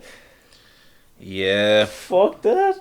Yeah. It was like 3 mods because I bought it on PC because it's never been on PC before, so it's just handy to have it there on Steam. Yeah. And literally, I downloaded it, and within 2 hours of downloading it, I had like 4K textures installed, frame rate and resolution fixed. And these were all mods. These were extra. These weren't someone came along patched in the game. Yeah. But you can do that on like a Bethesda title. Yeah. So, some random nobody at the other side of the world took them less than 24 hours to fix this broken release, and Konami couldn't have done that themselves. Like, yeah, this is it. Like, I mean, in some sense, like, I know it was obscure and it was hard to play the games, but in some sense, I would have preferred if they just kind of left them that way, like, rather than release them in that state. Well, you see, I guess just for most people, maybe they could have made it more available to more people. Yeah, like, look, but they could have made it not shit. Yeah, like I said, I think we mentioned it in maybe the Metal Gear Solid 1 podcast that we did, or podcasts. Yeah, I think, fair enough, if you don't have a PC, you have a modern console, you're a younger person, you don't have money for a PC or that kind of setup, or to go down that road, I suppose it's better to have... That's what I kind of mean, yeah. Yeah, to have Just introduce it to be like, oh, I want to play, but I have no means to actually play it. I don't have a PS1. Yeah, but you'd love to see, like, those games released with a bit of fucking love put into them, do you know? God forbid. From a AAA company. That's love of money. That's like what's put into them. Like, no. The optimist in me is kind of hoping that when they do bring out the remake of 3, it'll be like, do you know that game Black Mesa? Yeah, That's yeah. like the remake of Half-Life. It's done like that, you know. It's just updated everything, and it's still the same game at its core. Duh. It's just been able to experience it without it looking as dated. We see that was the thinking behind the remake of Dead Space, and I played through the remake of Dead Space, and I was like, and I got to the end of it, and I was like, I prefer the first one. Like any little, What did they change in it though? They made him look different, and they gave him a voice. he Oh then they fundamentally changed it then, because he's supposed to be a silent protagonist. It looks like shit. in the first game, and they changed his face, so they made the face resemble the guy who voices him, which like. I'm sorry, like, he's not meant to be the guy that voices him. He's meant to be a character. This is why he's a voice actor and not an actor. Not an actual actor, yeah. And, like, I see people using that as a defense for, like, oh, this is why they changed Isaac Clarke's face. Well, no, they shouldn't have done that. And they did other kind of bullshit as well, where they're incorporating kind of modern-day politics into it, where, like, say, you had gender-neutral bathrooms on the Ishimura. You know, and without trying to get political. Yeah, but why would you put that in there if you didn't need to take a side on it or whatever? Like, this is the thing, and I've heard these arguments kind of come up with lots of stuff. And like, look, for the most part, I'm pretty passive, and where I can help it, I try to be apolitical as I can. But at the same time, you hear people coming back with defenses of moves like that, kind of going, "Oh, it's such a small thing. Like, why does it matter? Why are you reacting to it so badly?" And it's like, well, I can turn that up in its head straight away. If it doesn't matter, why did you do it? yeah, You know, like, yeah, it's just pure, like, if that's what you're focused on, yeah. that's The fact, why was something you were focused on? Like, would you not be focused on making the game better rather than being the fact more politically correct? That's it. The fact of the matter is, the politics that you're injecting into this game now, they weren't they weren't something that was in the zeitgeist at the time the thing was created in the first place. So retroactively injecting that stuff into it, you're showing your hand. And I don't want your political opinions, regardless of whether I agree with them or not, I don't want them in the game. I want my entertainment to be that. I think if you're remaking something, if it's a beloved kind of a thing, it needs to be 1-to-1. If you're going to remake something like Metal Gear Solid 3 or any of the Metal Gear games, I don't want you interjecting any of your modern day bollocks into it. I don't care what it is. And like I said, there might even be some ideas in there that I agree with. I don't care. Keep it precisely the same as it was. Like, we had this with the Dune movie that was released there back in, I think, 2020. But they race and gender swapped a character, and the character wasn't a prevalent character. It wasn't like, you know, a main character or anything like that. Is it? Yeah. Liet Kynes. And, you know, I put this argument to rest straight away. People who kind of defend that, I'm saying if the roles were reversed, and say if it was like a person of color or something, it was replaced by a Caucasian, there'd be a massive outcry, and there would be. Yeah, like, but, and you know, it's just responding to that whole kind of thing of like, oh well, but why does it matter so much? It's like, well, if it didn't matter, why did you do it in the first place? Yeah. And like I said, I have no interest in necessarily falling on one side of this debate or the other. But the fact that you've changed this thing and it can be interpreted politically means that you have politicized something that before was just entertainment. And that's all it was. And now you've turned it into something else. And f*** you for doing that.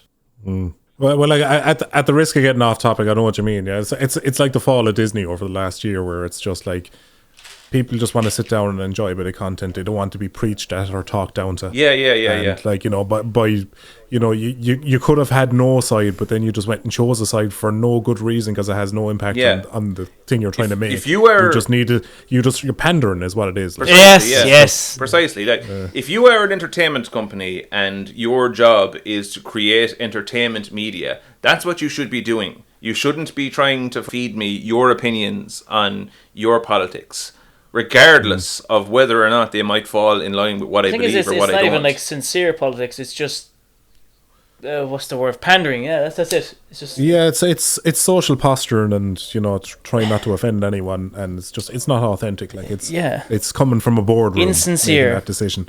how do we stop people hating us? It's not sincere or anything. Like, it's just Yeah. Anyway, how do we keep people on Twitter quiet? Like, Case in point, there, like Ducky. I know you've no. Hang on, 2 seconds out. Yeah, drink that, you fucker. So Metal Gear Solid 3. Case in point, say one thing that, like, as an example of something that actually has interjected politics into it that I agree with. I agree with the politics, but I actually don't agree with the implementation of it in the media. Is, say, back in, was it 2017 they released Star Wars The Last Jedi? Now, I know you don't Star Wars, and that's grand. Ducky, you love Star Wars, don't you? And look, and to be honest with I you, do, not about it. to be honest with you, you're as well off because they haven't made a good Star Wars film in yonks. Well, they had something kind of nice going for the first season of Mandalorian and maybe season 2, and then they completely fucked it up. Well, from what I heard from a lot of Star Wars fans is I got out at the right time. Yeah, that was the Clone Wars. The The Clone Clone Wars Wars. not getting in there to begin with. Yeah. But you know something? As a Star Wars fan, I don't completely disagree with that. No, you're actually better off, Ducky. I would say. I adore the original trilogy. It is absolutely heartbreaking to see where it's gone, because I will say just now I'm a bit of a defender of the prequels, the George Lucas ones anyway. Same. They have their flaws, but at least they try something different. At least there's a vision, there's a story. As mad, like, if people have criticism for it, I completely acknowledge it, especially the effects and stuff, but I still hold it kind of dear to my heart. It's an ugly drawing, but I'll still put it on the fridge. Yeah. And what's his name? The fellow who did the score. John Williams. Oh my God! Duel of Fates and the Battle of Heroes are magnificent. Yeah. I love Battle of Heroes. It's so beautiful, man. Yeah, but say with regards to the newer movies, The Last Jedi, there is a whole kind of a plotline in that's kind of political in nature, and it gets into the whole thing about kind of animal welfare and animal rights, which is something that I care a lot about, and I actually agree with the sentiment that is being put across in it. However, in a Star Wars movie, it shouldn't be there. Like, you shouldn't have time for this. No, like, this is like, because they tackle it in a very kind of shock and blast way, where it's just very surface level. And kind of glaze over. It's like you shouldn't have just touched it all together. Just leave it be. You're coming off the rails here now. Like, this isn't what you're not supposed to be preaching to me about politics. You know, whether they're politics I agree with or politics I don't. There shouldn't be a sniff of this. I came in to watch something. I wanted, a bit of crack in space. That's what I wanted. And now you're bringing heavy issues that are kind of stuff I got to think about and I got to consider, and you're detracting away from what I want to be just entertainment. And fuck you for that, like, So, like, that's one reason now where I would be thankful that they're not adding any new dialogue, because God only knows what modern developers and studios just to reel back the Metal Gear.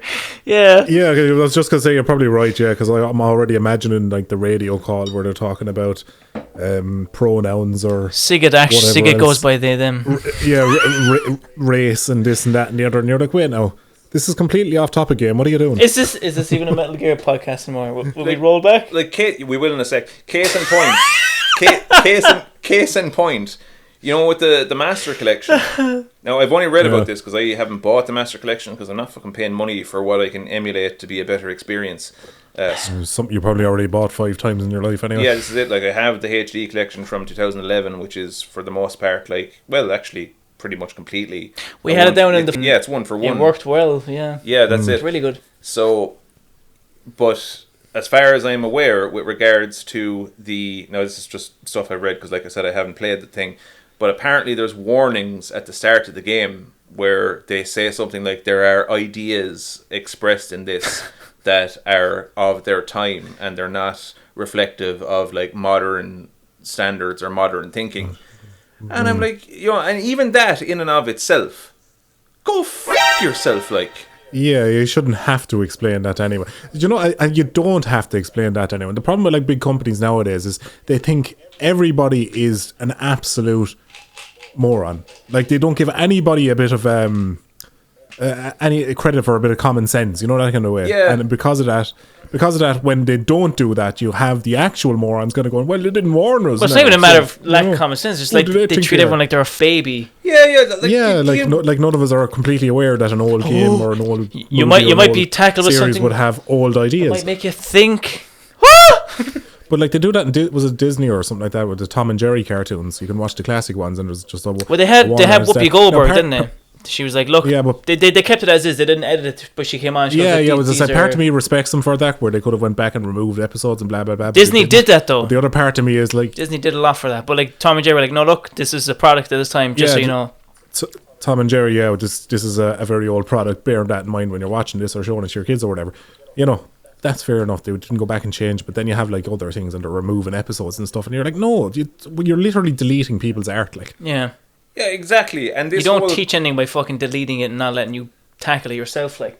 You can't pad every corner, like. Yeah, this kind of nanny mentality that we have. We're like, oh well, we have to give a warning now. Like, you know, are we honestly as a species have we gotten to that stage where it's like something from 20 years ago? We have to include a little warning beforehand. Yeah. Because we have to censor history. Like. Yeah, because like, what's going to happen? You know, were that warning not there? Are we that flimsy in our mindsets nowadays that is this going to land us into therapy because there was an idea expressed that didn't align with an opinion that we might have about something?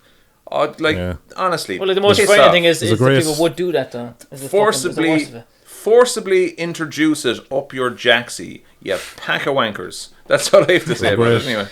There's a great line from Dave Chappelle, and he says, like, when as a species did our ears become so brittle? Yeah. I watched his new special, by the way. It's pretty good.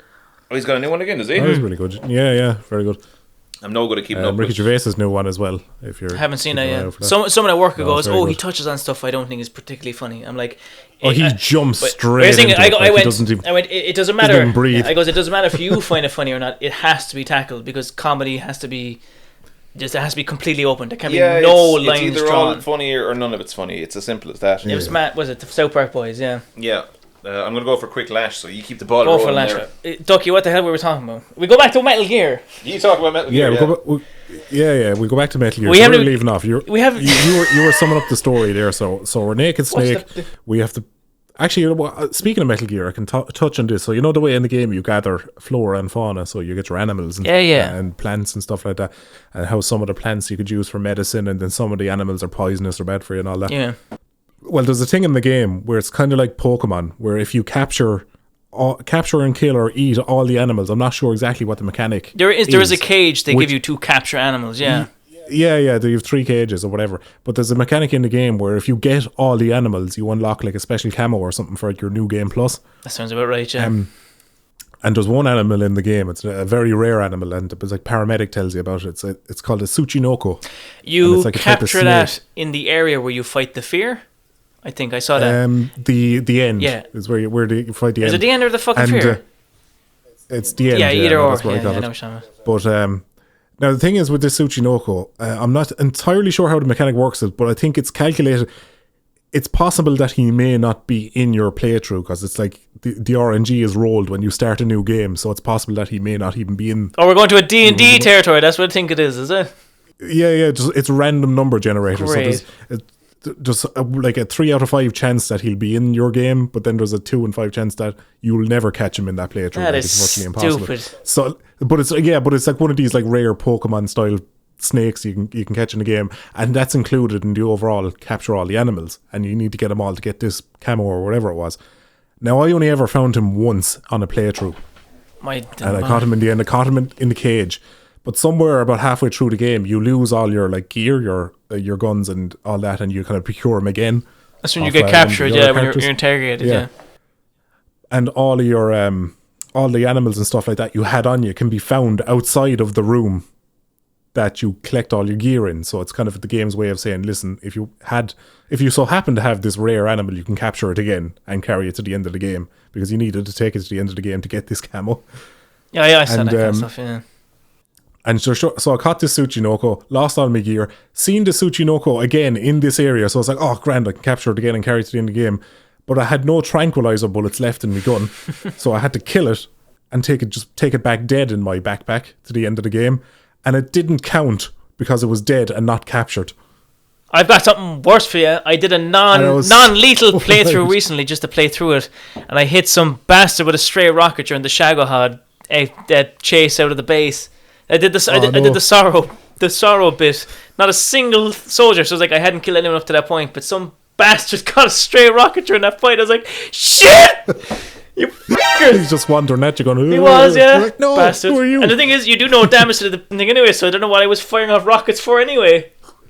Ducky. Oh, anyway, PJ's Ducky. back, unfortunately. I'm back. Yes, dear. I'm back. Come here to me. I have that little package that you gave me, and it's here in front of me. I do. I noticed it's... Yeah, so I can give context to the listeners there. So when PJ got onto me saying that he was going to do an LMGS3 podcast there, and I obviously jumped at the idea to jump onto it there because it's one of my favourite games ever. It is definitely in my top 5. And I just thought it'd be funny because there's one thing I was always curious about that game, that's in that game, that I was always curious about. So I was like, I wonder, can they be got? And they can be got. And they came in a packet of 2. So I basically wrapped one up and I gave it to PJ there to open on stream to see if he'll get a kick out of it. I just want to let people know that it's a package that's ticking. So I think I might be ready to jump out the fucking window. Don't worry, it won't be ticking for long. There's a tremendous smell of vinegar off it. Shall we open it here live on the podcast? Will I take into it? Do take into it, Right. lad. I am very curious now myself. I have a suspicion. I have a suspicion, and I said You probably know well what I it is. mentioned my suspicion to Ben earlier on. I'm not going to say anything. So PJ is now slowly unwrapping the package that Ducky has given him. Ducky has given PJ his package. PJ's awed by the Wouldn't be sight the first of time. Ducky's Not the first package. time he's ever funded my package now, yeah. So he's Lord sticking away anyway save with us. his brittle little fingernails. He's tearing away at it. I don't have fingernails. You don't. I've trimmed mine so I can't open it. Yes, I was right. Yay! Class. Would you describe there, PJ, what you have in your hands? What I have here? Oh, Jesus, it's got the old kanji on it and everything. Class. It's a Straight from Japan, lad. straight from Japan, boy. When you're big in Japan, it's a calorie mate. Like what we mentioned in a while ago, was that you've got that whole survival mechanic jazz in Metal Gear Solid 3. The game we're supposed to be talking about. With the game we're We've supposed to be deviated talking quite about, a where we lot. somehow managed to talk for over an hour and a half and not Jesus. spoke too much about it all, really. But get to that though. Go on. Yeah, Ducky has gotten me a calorie mate. It's class. It's unreal. Look at that. Yeah, and it's still the exact same art from the game as well. They haven't changed. Precisely the same. What I wonder is now, were they available in the 60s? I don't know. They've been around a while. So basically, like, when you're talking to paramedic in the game, so just for context for people, there's a survival mechanic in the game, and these things you can come across in the game are a thing called a calorie mate, and it's a little yellow box. And paramedic, one of your... You had me at box, lad. Paramedic, one of your radio squad mates will tell you about them. And she talks about how in Japan, geisha would often restrict their calories to stay thin, and they'd eat something called a calorie mate, which is a block of what's like a cookie or something similar. She describes it. I want to hear. There's like ingredients in the back of it, yeah. And it's like a fixed calorie thing, so that was basically used for weight loss and maintaining weight and stuff like that. So she talks about it, and in the game Snake finds it delicious. It's one of those things that like massively boosts his stamina when you eat it. So yeah, I was always curious. I was like, I wonder what they're like. Is there something? I went online, and sure enough, you can get them straight from Japan. The box art hasn't changed or nothing. No, not one bit. Is there actually food in the box? Well, yeah. Oh, there is, yeah. But we ate it. It's still well in date and everything. Like, What is it like? Is it a biscuit type of thing? It's a type of calorie mate block. It's like a cookie block with a fixed amount of calories. That's as much as I know. Like, it shows the Right. ingredients on the back. I'm sure if you're doing like your video podcasting, you could play the code. He's recording right now. He's so excited. What I'm doing is right now is I'm actually recording a video of the calorie mate in my my hand as we're talking, and I will throw it in as a video element into the podcast because class. But yeah, actually I should have recorded myself tearing open. It doesn't matter. But yeah. So, Ducky, what did you get me? I got you a front row seat watching PJ opening a calorie mate. It's wonderful. How did you know? He's riding the horn right now. If there was a panic button underneath the deskies, and it would be fucking struck long ago. I got your audio interface working. That was my gift. God. Yeah, mother of God. I think I grazed off it earlier on, but we had some aggro trying to get the audio working because like we had to set up 2 headsets for this to have like 2 headsets, 2 mics, and 1 computer to make a Discord call at the same time. It's a nightmare. Oh, mother of Jesus. We'd like to give a shout out to what's this YouTuber's name? Who? Who's this fella we're talking to? Jacksepticeye. Jacksepticeye, yeah. He's a great lad. What's his name? Mr. Beast. Thank you. Sergeant Ducky. Thank you for getting it all fucking sorted because we're a pair of spastics sitting in a thing. Yeah, that's me, PewDiePie. Yeah. He's all Is he still going? Of course he is. Probably. Yeah, well, look, power to him. Yeah. I have to say though, PJ, I think it's quite altruistic of you to try and help out these smaller channels like Sergeant Sure, look, Ducky. You know, you do what you can for the schmottel man. absolutely, yeah. I had to buy me way onto this podcast with a calorie Absolutely, mate. That's it, yeah. So what's in that calorie mate anyway? Do you want to open up the Have you? Did you eat yours? No, I haven't even opened mine, but like, you know, I'll probably open it tomorrow now. I just wanted you to open yours first and would you describe like what it is. Okay. Would Right. you like to taste test or will I Sure, look, we can both give it a whirl. snap it in half? Open it here now. So PJ is currently opening up the calorie mate. Oh, look! Go on. Hang on there now a minute for a second, because I'm gonna record it on the telephone. Will I open it up and you hold the phone? Yeah. That's it. Right, so right now I'm opening up the calorie mate. So it seems to be 2 parts. There's two yolks in it. There's 2 little Biscuit kind of things. Yeah. 2 squares. and I'm just feeling around the foil, and it would seem that whatever's in it, they're like wafers or something, but they They're are. broken into 2 like Kit Kats. Yeah, it's like a Kit Kat inside in a little foil jobby. Oh. So Yeah. I suppose we'll have a Things in scarf. Will we? kanji. Like, Will we open one of them and each have a scarf because there's like it's divided into 2. Will I open up mine? Sure, Where you open that. I'll open mine now while PJ records it. So here we go. Look. Oh, look at that, look. Ooh, it's Looks like like a bourbon. Oh, it's Take like that one. it looks like a bourbon biscuit. Yeah, it looks like a bourbon biscuit. If you've never tasted that, for the love of God, what are you doing with your life? So like a brown custard cream for those of you who Literally, don't know now. Oh, yeah. Although explain the It custard smells cream like a now is going to bourbon. be. Smell it. It Yeah. smells like a bourbon. Does it? Yeah. Motherfucker. Now you Oh got to find my God out if almighty. you're, you know, if you can Ducky. relate the snake. Do you find it delicious? It's a fucking bourbon biscuit, man. PJ, Hang on, PJ. I'm gonna have a chaw of it there now. All right, ready? Straight up bourbon biscuit. He's going to be sorry you're drinking whiskey now instead of tea. It's very dry. Delicious. Delicious. Bland.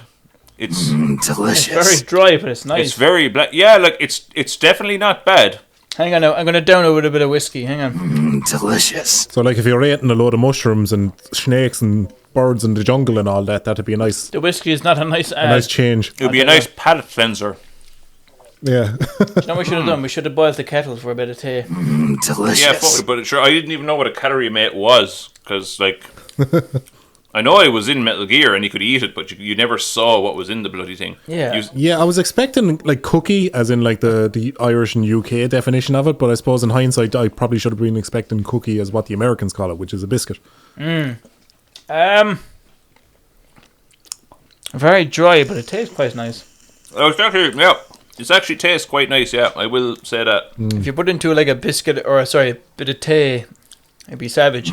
Delicious. Like, I'm I curious need- now. See, I I need I didn't moisture. even want to open mine. I wanted to just leave it on my shelf there, just as a little like souvenir type of thing. It's like, oh look, an actual Dude. calorie mate. Yeah, see, I kind of felt that way as well, but I was like, said, you know what, fuck it, we'll all be dead soon. I'll eat the fucking thing. Yeah, it'll just fucking wither. Ducky would- The cardboard will wither and fade over time anyway. Life Much is like fine, my nice. Mickey. I've seen your Mickey. It's horrible. There's not much seeing in it. Something's definitely to be studied. Again, it would be a pretty short study. Anyway. Enzo's looking around for the biscuit. Oh, Enzo wouldn't mind a bit now. It's He saw us chawing, so he immediately came out from his den and just went, yeah, the "Ooh, dog. a bit of food, yeah?" The dog was asleep under the table for the whole time, and he heard the rustling of the packet, and now all of a sudden, then he sprang back to life. Yeah. I'm just reading the box office here. So, Calorie Mate Block contains a naturally balanced source of energy needed for daily activities. Calorie Mate Block is great for people who are always on the go and needing an easy way of consuming energy and nutrition, whether it's for breakfast, work, sports, study, or any busy time. Product balanced nutrition food, solid type ingredients: wheat flour, chocolate spread. Wow, just chocolate spread. I didn't realize that was just an ingredient. Sugar, egg, almond powder, non-fat milk powder, soy protein, wheat protein, salt, starch, sodium, and then other words that I can't pronounce. Do you know what it tastes a bit like now, actually? It tastes a bit like yolks I used to love when I was younger, the chocolate Pop-Tarts. Do you remember them? Yeah. Except, like, if you don't put them in a toaster. Yeah, so it doesn't have not the gooey stuff, not the icing on the top of it, or not the gooey stuff in the middle of it. Yes, but that's very accurate, yeah. Yeah, it's actually not bad. I'm looking at the nutrition of it there as well. There's no protein in this. Get it away from me. What? There is protein. Well, there's piss all. I need at least 20 minimum in one biscuit. There's 8.7 grams of protein in it, but it's 400 calories, so it's just, I suppose, not a lot of protein for that many calories. Yeah, it has to be spoiled. 400 calories in that. In an 80 gram bit, yeah. So it's 8.7 protein, 22 grams of fat, 41 grams of carbohydrates, 39 grams of sugar, and 2 grams of fiber.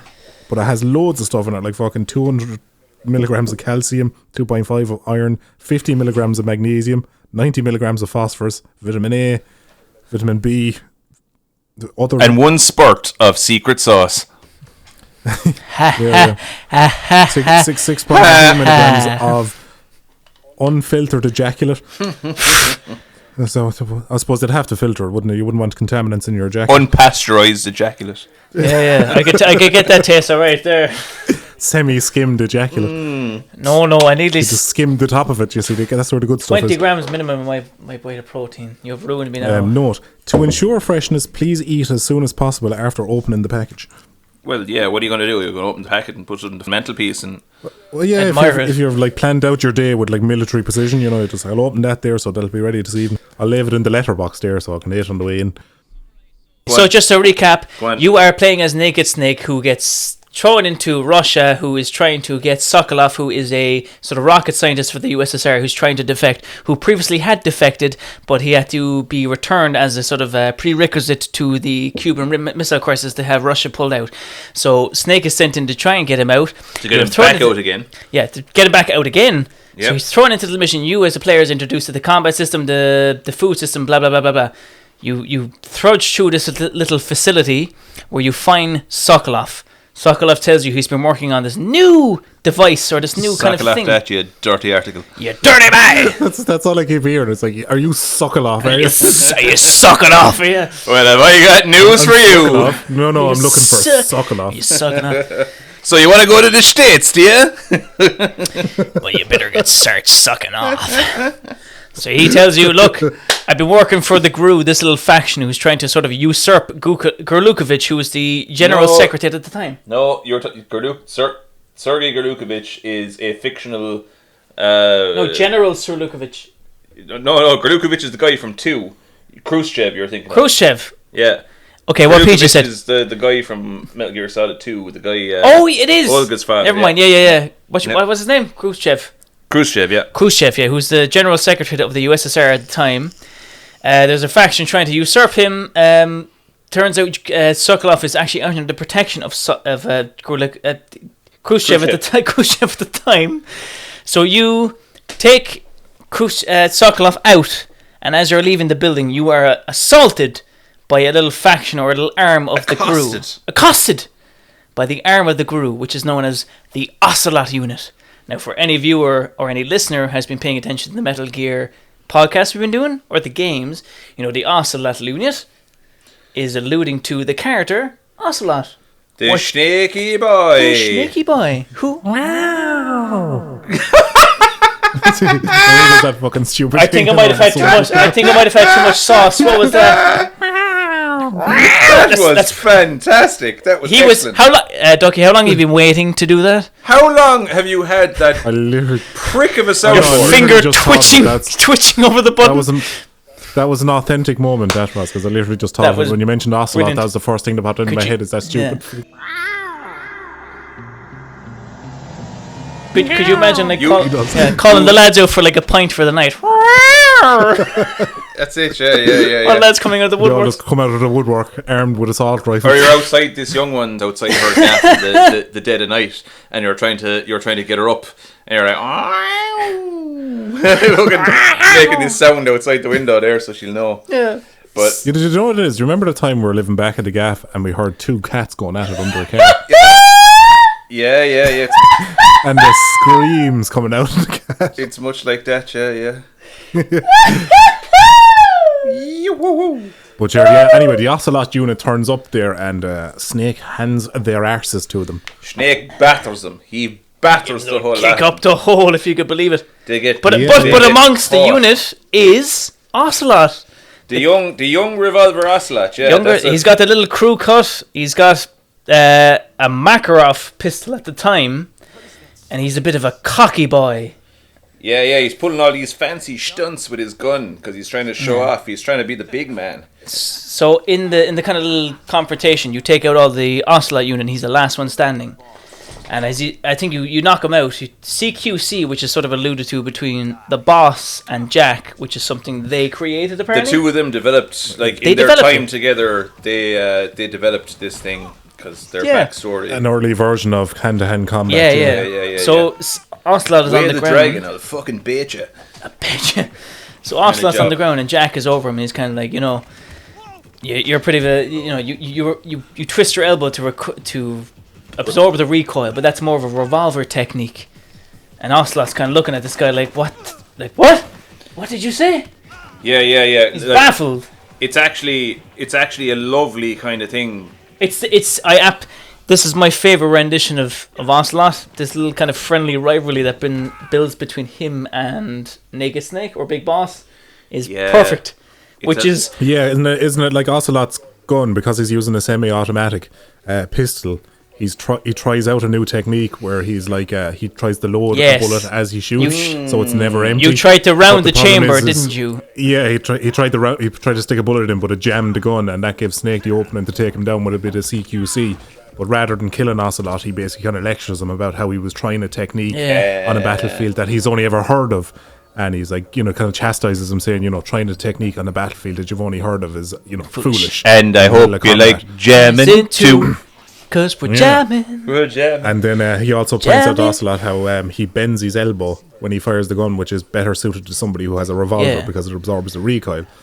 And in a nutshell, he basically leaves Ocelot go away. It develops this kind of like small mentorship or rivalry between them where like it's Snake like I love it, and he's like slightly so teaching him, but but you find out later in the game like that he's like, nah, he's young, I'm not going to take him out. Like, he's absolutely fundamental in Ocelot's development, and like ruin that in 5, but we'll never mind that. As much as I hate Metal Gear Solid 4, it's something that they do carry on from this, where it's like, oh yeah, Ocelot, he always adored Big Boss.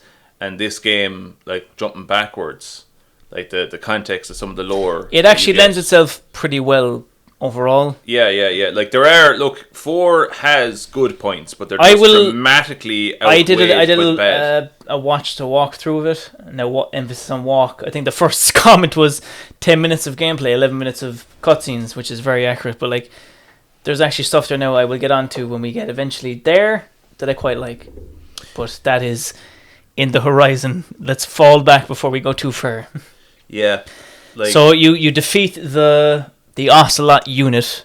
You give a little KGB buys, and you bait Ocelot. And you're like, look, this is the story. You bend your elbow to absorb the recoil. That's more of a revolver technique. And he's a bit kind of like abashed. He's just like, you're just like, other than that, you're pretty good.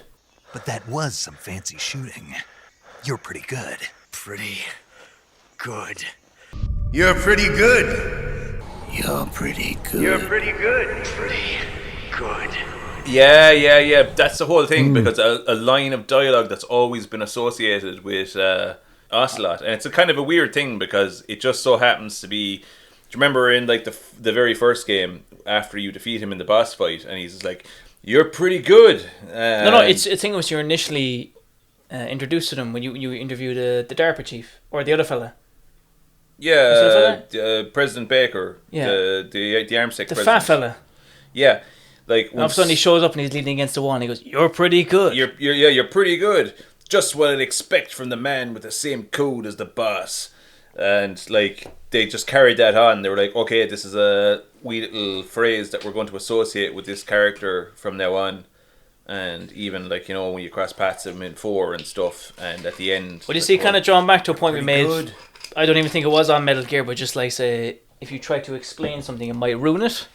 This adds to it, so there's a distinction. It builds on it, yeah. Because Yeah. he hears Big Boss say it for the first time. Well, Big Boss, Naked Snake or Jack, and when he flattens him, the That's first really- man to properly hand his arse to him and take him down off his pedestal. He's And a he goes, cocky "You're young pretty youth." good, pretty good," and he passes out. And a nice thing is like in the gameplay after you take the fucker out and he's passed out on the ground, if you take out a gun and you shoot him on the ground, you'll get a game over screen, and the thing you'll get is time paradox will come up, because obviously Snake, you've created a time Yeah, paradox. and isn't the colonel from MGS1 It is. yeah, Yeah. Roy Campbell. gives the death screen, Yeah, and yeah. it's like, Snake, what have you done? You changed the future. You've created a time paradox. Snake, what have you done? You created a time paradox. You've created a time paradox. You yeah. can't do that. Yeah. Yeah, so you defeat the. Like, oh, so sorry, Metal Gear. You give a shit about continuity, do you? Oh, Fucking tell it to Metal Gear 4. so just to Fuck's sake. rope it back before we get too fucking deviating. You defeat the Ocelot unit and you are heading back towards the direction you came initially with Sokolov. Of course, he runs off during the Ocelot fight, but you meet up with him again at the bridge. This is sort of a pivotal kind of point where you're introduced to the hive, the bee nest, which Ducky mentioned earlier, which you use the environment to your advantage. Yeah. So after you take out the KGB boys and Ocelot, the Ocelot unit of the KGB, and you are escorting the man you were sent in to extract, Sokolov, this guy who... actually, we've kind of glazed over it. Sokolov's whole kind of thing is like... actually, the reason I'm here is because I was forced to develop this machine that can launch a nuclear weapon from... from... Sorry, yeah, we kind of glazed over that. Yeah, not... from a very short runway anywhere in the world, really. Yeah, it's not quite like, say, the Metal Gear things that came after, where they're basically bipedal tanks that can launch nukes from any surface, anywhere, ever. But this kind of thing, it needed a runway and was a fairly portable means of launching a nuclear weapon. So... The best of the 60s. Yeah, the best of the 60s. Metal Gears, if you could imagine. Essentially, like the precursor to the Metal Gears is what I would describe it as anyway. And ooh, I shouldn't be giving you whiskey, but there you go. he's giving me whiskey. Yeah. So He's trying to he's- get me drunk to cut. he's developing this weapon, which essentially kind of stealthily launches a nuke. I think is the emphasis, isn't it? Yeah, that's it. So essentially, the upshot is that he is the lead developer in this Shagohod unit thing, the Metal Gear of this game. Well, it's not technically Metal Gear. It's not technically, but it's the precursor to Metal Gear. Well, the thing is, we Yeah. get So it's into a what came character before. later in the game who is actually developing the sort of beta of Yeah. Metal Gear. But yeah, It we'll get was into technology that was an approximation of what the Metal Gear technology was in the latter games. So, like I said, a precursor. It was what could have feasibly been developed in the 1960s. This big tank that runs on threads. Well, see, has to that's the tear character down a later. runway. It shows like a sort of blueprint of Metal Gear, but it got overshadowed. That's in order to later do in the Shagohod. game. That's when you get Yeah, to yeah. Groznygrad. Yeah. And Granin and all that. Take a fucking look at jazz. these nice shoes. No legs. Nice cock. Nice cock, but the circumcision Thank gives you you for no complimenting tactical my advantage cock. whatsoever. Nice cock. Anyway, a weapon to surpass Metal Gear. so to roll it back, so Sokolov gives it a rundown. He goes, "Look, I've been working on this weapon. It's pretty bad. I don't want to be working on it. I'm tired. Get me out to fuck."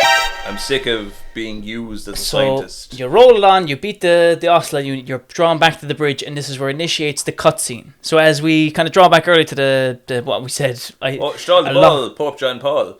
We forgot about a lot. Yes. Yeah. He references the guy who is forcing him to do all this shit.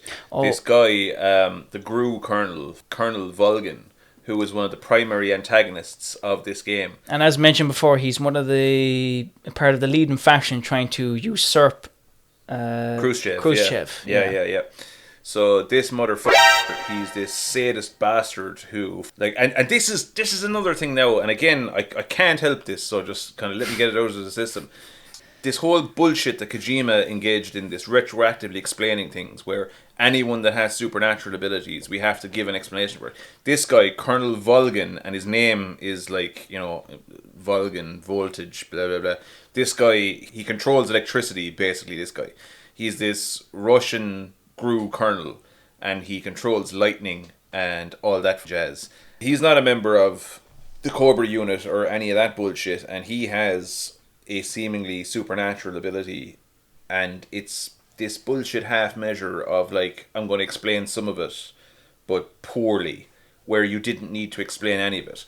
There's no problem in Metal Gear if someone lands on. We've set a precedent.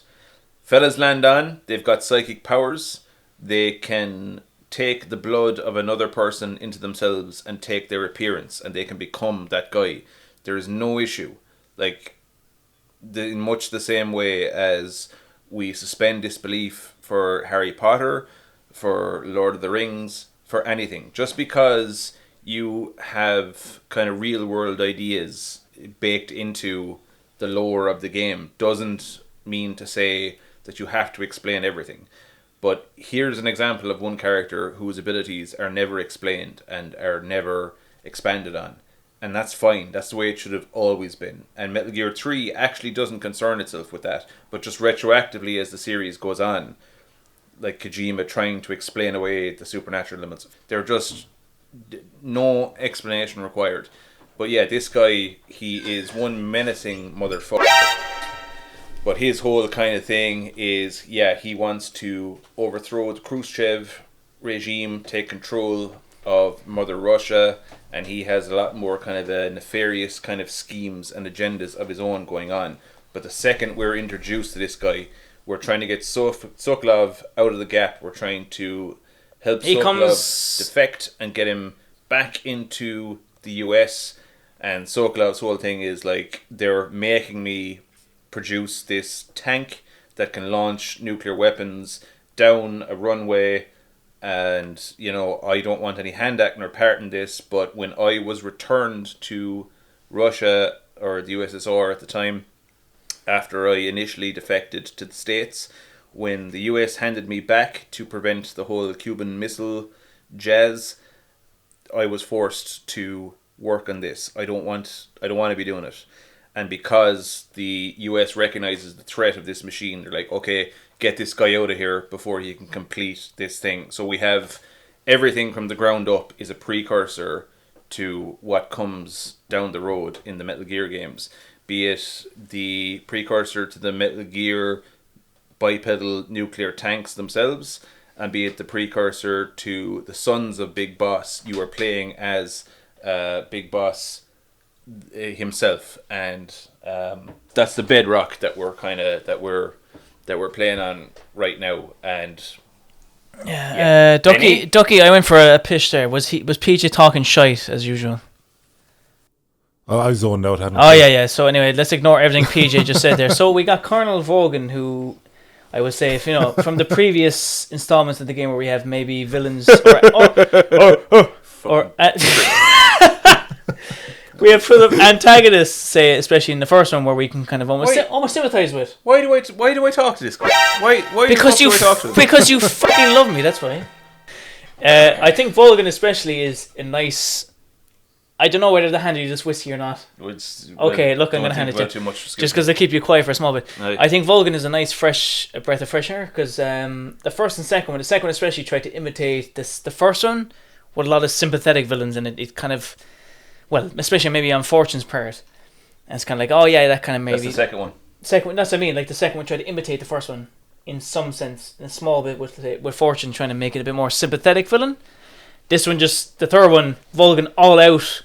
They just kind of go, no, he's an absolute bastard. And I love that. Yeah, I love that. Just qualities. yeah, he's just a complete masochistic prick, and it's just so good. Yeah, it's just an 80s action movie. Yeah! There's no Ducky! redeeming features about him whatsoever. Ducky gets it. This is your bad guy. Me and Ducky get it. Yeah, it's actually kind of...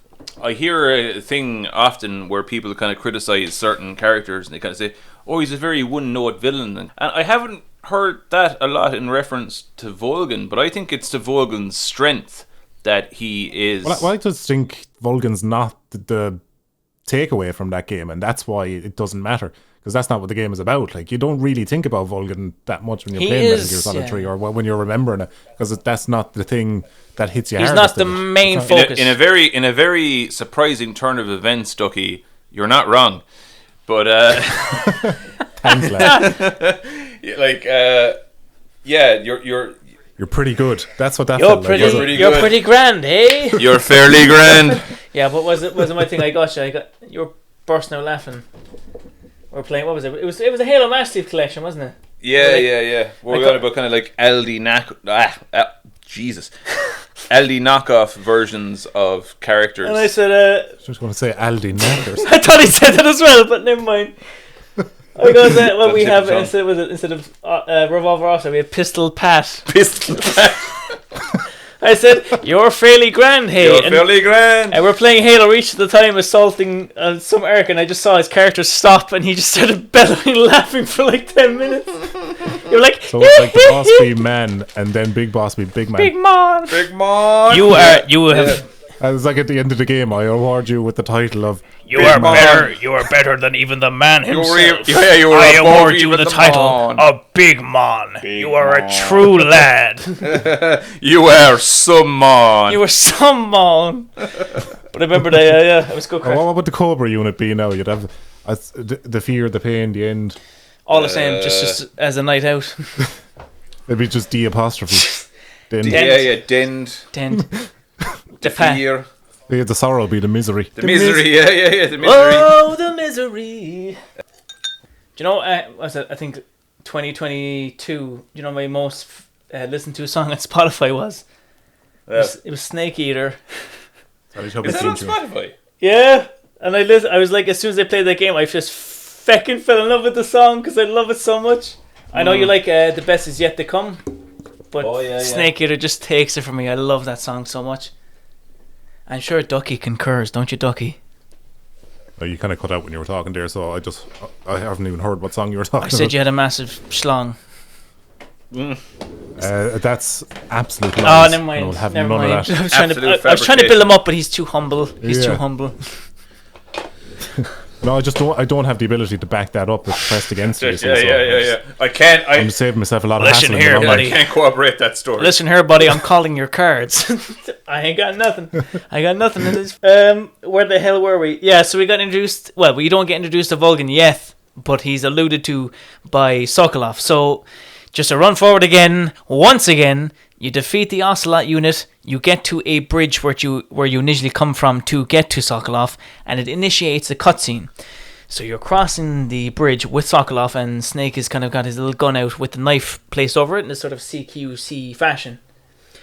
And CQC stance, if you will. Stance, yeah. And who happens to be crossing the bridge on the opposite side, but they pre-mentioned the boss. Not Bruce Springsteen, no. But No, not him. No. As much as I wish it to be, but whatever.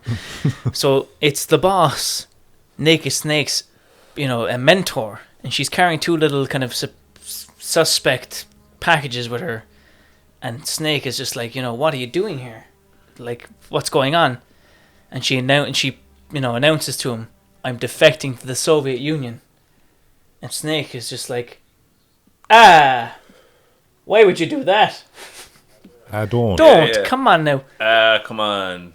Running leave it a out. charisma build. No, I have a great time for you. Please. Yeah, Lily word for word, apparently that's what he says. David Hayter, fair play to you. We're out there. That's good voice acting. But, she announces that she's defecting to the Soviet Union. And Snake's like, hang on now, what the hell's going on here? But push comes to shove. Helicopter approaches and it takes Sokolov by surprise. And it's the Cobra unit, which we have mentioned but is not actually mentioned yet in the game, which is the unit the boss commanded during the World War II. And I've lost my train of thought. Yeah. And you're Cobras, smoking. Everyone and Ducky's shows up wanking. there. And I'm drinking. There's a chopper there, and fucking Cobras are in the fucking chopper. You see all the boys there. Oh, so they wanted to dip down to capture him, the old pain jumps down out of a helicopter and hooches away Sokolov. I think it's a fear. Swarm of bees, man. I think it's a Hornets, fear. rather. Hornets. Which are under the disguise of the Hornets. The fear. The horn. scoots Under down the there, disguise picks of up like an the old spider. horn. Yeah. He commands the horn, apparently, later in the game. But the boss then, as she's kind of talking away, saying she's defecting the Soviet Union, this is where we get introduction to Volgan. He's kind of storming into the background. He's kind of big, heavy footsteps trudging along to the bridge. Yeah, and we get a he's glimpse of floating. his electric powers. Yeah, he he says, does Kurabara. Yeah. Yay! What the fuck does that even mean? It's a Japanese kind of proverb or something to kind of ward away bad weather or something. And why in the fuck would Russian Gru guy be coming out with that? Because it's made by because Metal Gear Solid 3. Yeah. Yeah. Fair enough. So Fair enough. it's like something you recite in order to keep electricity or lightning from striking you. It's some relation to some Japanese shite or whatever. Right. But this is where we kind of get an introduction or a glimpse of his electric powers. He doesn't necessarily use them at the time. Yeah. He's got the hand out and the fray and this. Yeah. Fucking, A shocking set of skills. that's it. Yeah. Ducky, fuck off, will you? A shocking individual. You fuck off and all. Very electrifying personality. I'm getting out of the fuck out of here. I need more whiskey. Is there how much Jameson have I got left? I got enough. All right. So Yeah, the no jokes will give you a jolt. Snake, who kind of, as we kind of you mentioned before, he's kind of very singular view of the world. You know, you're bored in America or a particular country, you're warped around these ideas, and this is how it kind of is. So people who also work around those ideas will, of course, abide by them. But then he has here someone he had looked up to and apparently had a romantic interest in, is now just abandoning it altogether. Oh, stall the ball, Pope John Paul. Yeah. Not quite. Like, the romantic interest was something that was interjected later by 5. Okay, roll it Insofar back. as this game is concerned. This fuck off. maternal instinct, this kind of thing that someone he looked up to is now abandoning those principles and ideas and such that he holds dear. And in that kind of confusion, the boss and Naked Snake get into a CQC fight, who Naked Snake, of course, loses. He gets battered, God love He him. gets kicked up the hole, as you would imagine. Battered. They fight. The boss snaps his elbow and boots him off the bridge. Hooches him. Falls into the water. Yeah, we get something there, like, as that's happening, where, like, Solid Snake in, like, the original Metal Gear, like, his whole thing was, like, his signature thing that you, like, almost nearly wouldn't recognize him without, because he is kind of iconic with it. But his bandana, the whole thing is that the bandana, he grabs the bandana that the boss is wearing. So once he gets, Yeah, I have the script of the game opened here if you want that. You're fucking cheating. Go What on. you're doing. I'm trying to remember. So basically, Volgan, after picking up the weapon boxes, these unknown weapons at the time, yes. says, he's seen my face. We can't let him live. If Khrushchev finds out about this, we're finished. He must die. And then boss says, wait, he's my apprentice. I'll take care of him. Jack, you can't come with us. And holds out her hand. Snake takes it, and the boss rams her elbow into his ribs. Snake grabs hold of her bandana as the boss throws him off the bridge into the river below. So Snake is still holding that You're bandana not as he falls. fucking touching that whiskey again. I am, yeah, give it over to me. Oh, you can't give it to him. And then the can, pain of course. above in the helicopter says, the new blood has been rejected. Go on, so take one more sip. Ducky, are you drinking on your end, by the way? No, he's not. No, I'm not. You No, fuck- I'm doing a Joy January, He's a lad. dry cunt. You dry bastard. See when you say. See when But- you say. Well, See when see, you the say. alcohol and diets do not go hand in See when hand. you say cunt, can you put in wah? I'll have to do something because we've been swearing fucking flat out in this. So Yeah. We've I'm gonna been have we're to taking do our something. liberties. You literally just swore as you said that, just to Yeah, send it home. exactly. But it'll be funny. I have a problem with swearing. I do. It's part of our dialect. Actually, isn't sorry. it? No, I'm going to rephrase that. The world has a problem with me swearing, and they Yes. keep expecting me to amend it because they have an issue with it. That is correct. Words are arbitrary and only Mother hold of meaning God. as far as you let it hold. Yeah, like Jesus. But PJ, what if a 5-year-old comes across this probably several hours long podcast about a 20-year-old game and listens to it the whole way through? What then? Where are his parents? Correct. Why aren't they making sure that he doesn't listen to me? Why do you have unsolicited? Because I'll What tell if you. a child just can't click away in this world of Paw Patrol and Baby Goo Goo or whatever else they be watching? What if they just can't click away from this podcast or enjoying it that much, and they're just hearing all these words? He went Well, from he went I'll from tell Paw, you he went exactly from what. I'll Paw tell you exactly Patrol. what. The Paw- parents have failed. And I will say to the man of that child, you should have had a massive toss into a sock and thrown that sock into a 60-degree cycle because you clearly were not able nor willing to look after that child. And if they're listening to me now, Yeah. that's not a fault of me. It's a fault of you being an inept parent. And that's the end of it. And before you click off, leave a like. Yeah, and subscribe. And fuck And off. subscribe. And subscribe, and then fuck off. Yeah. I like Metal I don't have a Gear Patreon yet, but I Solid might 3. in the future. And if I do, Come back come and back check. to that. And if I do, subscribe to that because it'll be full of more of this. Yeah, and then fuck Yeah, off. yeah, and then fuck off. I You shouldn't rat have. bastard. And come back and check on future merch if it eventually gets Yeah, to that. yeah. point. Yeah. Keep an eye out Yeah, for that again. and lap that up. Just periodically fuck Yeah. off Can I? in between. But no, back to the scene at hand on the bridge. Like, You have your little confrontation. yeah, I think it is such a lovely thing that this game does, where it kind of the stuff that you would associate with Metal Gear, be it Snake and his bandana and all this kind of stuff.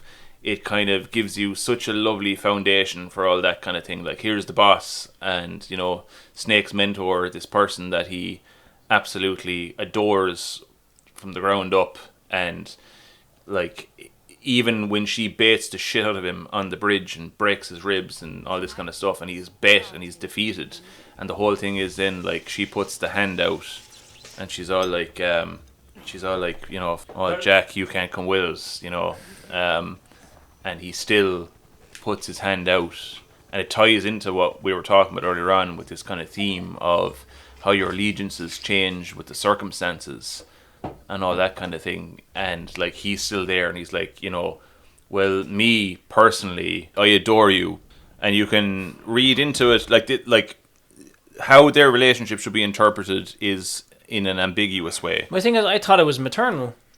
Yeah, but later on, the character of Eva comes into play, and she calls Snake on it. She's like, "Oh, what's the story with you and the boss?" It's like, you know, were you lovers or what was it? He's like, no, more than that. And But that's Yeah, even during yeah. a cutscene Deeper where like. than that, so yeah. he doesn't confirm or deny it, but he says that the connection that they have is deeper, and you kind of see that played out in this kind of section.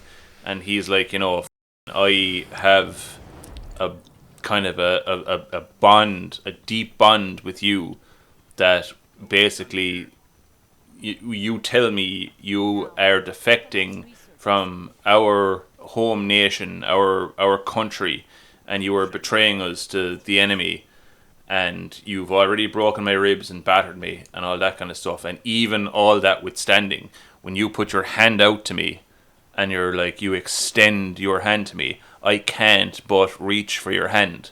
And then she like pulls him off the ground and batters him some more and fucks him off the bridge. And as she's doing this is when he catches the bandana, and because Snake up until this point he's had no bandana, and only after the point when he gets thrown off the bridge and he comes back later in the game, he's wearing that bandana.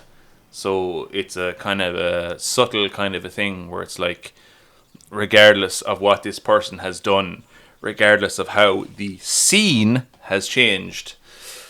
You know, But like you see, Yep. when he gets yeah, yeah, he's wanking again. yeah. But like when he gets knocked off the bridge, it introduces the sort of the medical system where like if you suffer a sort of grave injury, you have to repair it. yeah, It's very kind of quick, but then after you repair it, there's a scene where the helicopter's taking off with the Ocelot unit, the Cobra unit, the Volgan, basically all those bastards. And as they're flying off, the boss reaches out towards where Snake was, and Snake reaches up towards her. There's sort of a connection. Do you remember? Yeah. Snake is resting against a tree. He looks up and sees several helicopters airlifting the Shagahod. The boss is on board one of the helicopters as it passes over the riverbank. She holds out her hand and Snake returns the gesture. Another helicopter, we see Volgan, Ocelot and a young woman. Volgan opens up the 2 cases to reveal a small nuclear missile and what appears to be a cannon. precisely that. Precisely I'm trying to remember. Well, I assume this podcast was for people who've already played So the game. so inside the helicopter, going as through it and they're flying explaining it, away, so I need see help. Ocelot, who was recently defeated by Naked Snake, starts sniffing the air. He's like, "There's a scent in the air," and he whips around, and all of a sudden, there's an unidentified woman aboard the helicopter, and he's like, "Who's this?" And Volgan identifies her as Sokolov's woman. Yeah, what are we going to do with the girl? Volgan says, "Who is she?" Ocelot. Apparently she's Sokolov's woman. Volgan approaches her and looks at her face. "She's a nice catch. I'll take her." That's classic Volgan. So I remember she whips out a bit of Volgan. lipstick. Such a character he is. He's a real scamp, like. A kiss of death. She begins to reach for something in her pocket. Volgan snatches it away, and what she was trying to get, a tube of lipstick. "Not so fast, my dear." She inspects the tube. "The kiss of death." And it's like, it's like a miniature gun or something. And it's sort of suspected on Ocelot's part, like, "Oh, are you a GRU agent or..." You went to KFC, yeah. Are you... Do you like KFCs? She's one of the KFCs. She's one of the KFCs, And Volgan says, trusted. "You might be able to use her. She has spunk." She's not yet, but fucking she soon will be. She absolutely will. She'll be covered in it! She'll be covered in it, Fucking marinated in it. like a cake! So Volgan takes the 2 little briefcases that were carried by the boss initially on the bridge and unpackages them. And lo and behold, inside is a little mini nuke known as the Davy Crockett. A device. Well, that's an actual real thing. It is, yeah. Is it? Yeah, they actually tested it back in the Cold War. Basically, rocket launchers with a miniature. They use it in Fallout. Yeah, but the problem is that it was so inaccurate that they scrapped it, but it was in development. It's an actual weapon. As long as it aims said, like, it was some inaccurate, populace. and the fact that it like irradiated the battlefield, so you couldn't advance. As long as it aimed at some unsuspecting populace, it worked. It's fine. Well, it only shot like a few kilometers at most, if even. That's so, grand. like, you're going to be fairly close to it. So Volgan fires the Davy Crockett missile straight towards the facility. A blinding white light ensues. Back at the riverbank, Snake watches the recovery balloon fall, closely followed by a brilliant light and a familiar mushroom cloud of a nuclear explosion. Just a bit of a thing. Ocelot tries to stop him, saying, "You're going to fire on your fellow countrymen." And Volgan says, "No, they'll blame this new kind of defected American operative." Remember the Alamo. It won't be me that'll have fired it. It'll be our friend, the American defector. Yeah. The crafty cunt. Censoring going on in this podcast. So yeah, the nuke goes off on the little facility that you initially rescued Sokolov off, and it bridges into this little almost massive catastrophe between the west and the east. But there's a nice little thing there as well that kind of ties into the necessity to clone Big Boss. Is the whole thing that he was exposed to the nuclear blast, and the nuclear blast and the fallout from it.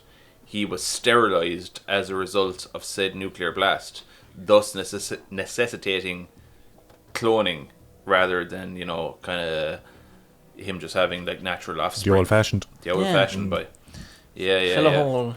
We finish up on the Virtuous mission where Snake is knocked off the bridge. He reaches out to the boss reaches out to him. They cut off, and that's the last little bit of communication they have with each other. Snake is extracted from the mission, and boom, we're back in America. And this is where we're kind of ended, I suppose, until the Snake Eater mission. That's where we finish off on the virtuous mission. Snake is extraction. Mission, yeah. It is a failure. We couldn't extract Sokolov. He's taken by Vulcan and the boys. The boss has defected to the Soviet Union. Defected. Everything in Snake's world has been turned upside down. Everything. The scene has changed. As PG has once said to me, the milk has soured. The milk has fucking soured. Yeah. The milk has royally fucking soured. But this game has the benefit of being kind of like, it's very much, it's not meta, it's not fourth wall breaking. Well, here's the thing, I saw a review. It's not cerebral. I saw why a lot of people like 3. A reviewer said, like, you know, the second game was very philosophical gabby-goo. So even as a fan, and even person who says the third one personally is his favourite, it's dumbed down. That's fair enough, but And I don't Metal Gear mind Solid that. 2, I'm sorry now, is the thinking man's Metal Gear. It is. Ducky? Well, people who like Metal Gear Solid 2 would say that. Well, they would, yeah, because they're right. Yeah, they put a lot of stock And in look, that, you see. it still confuses me to some extent, but it's And rightly so. something to kind of dissect. But the third one is not really much to dissect. It's very straightforward, and that's not a bad thing. I love it. It's That's perfect. not a It's my bad thing at favourite. all. That's not a bad thing at all. It's my Metal Gear favourite. Solid The 1. third one wins over so many people because it's just so damn charming. Of That a game. Snake Eater theme, it's my favourite of the entire series. Yeah, but if you want to carry that onto its logical conclusion, you look at any talentless arsehole that's a millionaire.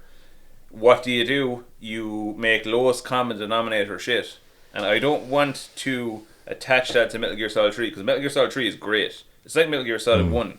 It's like a apples and self-contained oranges. story. It's wonderful for what it is, and it doesn't have to have highfalutin ideas.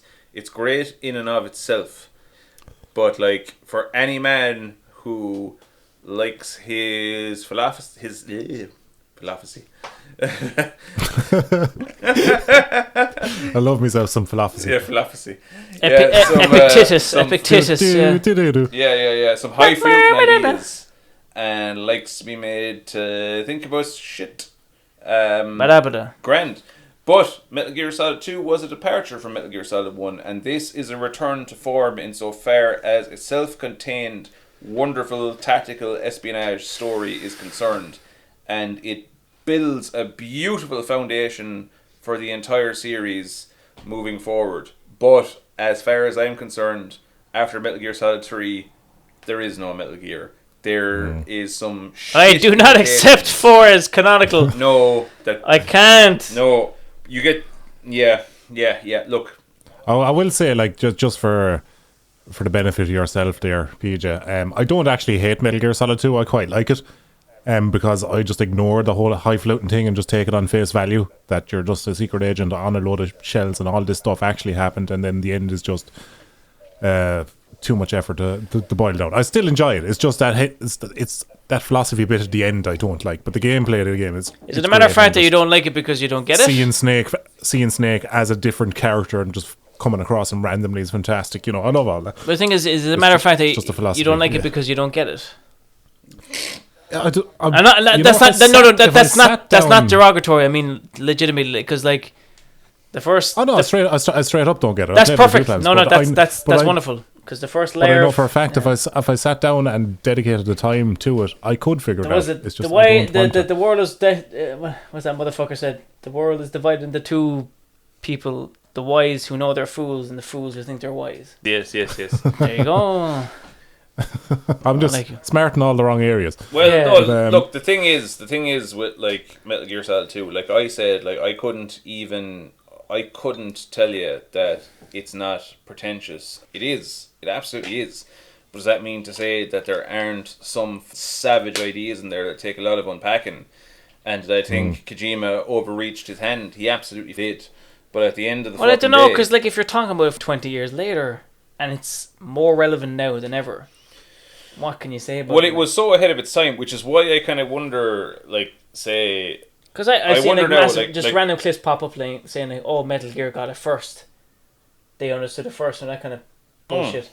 I probably wouldn't be that bothered, or I probably would be more on board with the story of 2 if I actually played 2 first. You know, that was my first proper hands-on experience with playing Metal Gear. But third one was. So I went from 3 to 2. But maybe I did as Like, well. wait, now this is a downgrade. Well, the thing is, I started. maybe like so I- many people did at the time, they wrote off 3 because 3 didn't sell as well as 2 because 2 was like, this is too much, and people were like, I'm bowing out here now. This is fucked. So you know, But you see, I like to think I at least come from a very unique standpoint because I came into the series very late, so like all my expectations were very kind of minimal. So I started with 3, and I was like, "This game is great." Do you know what we could have done more of actually if we talk more about Hideo Kojima?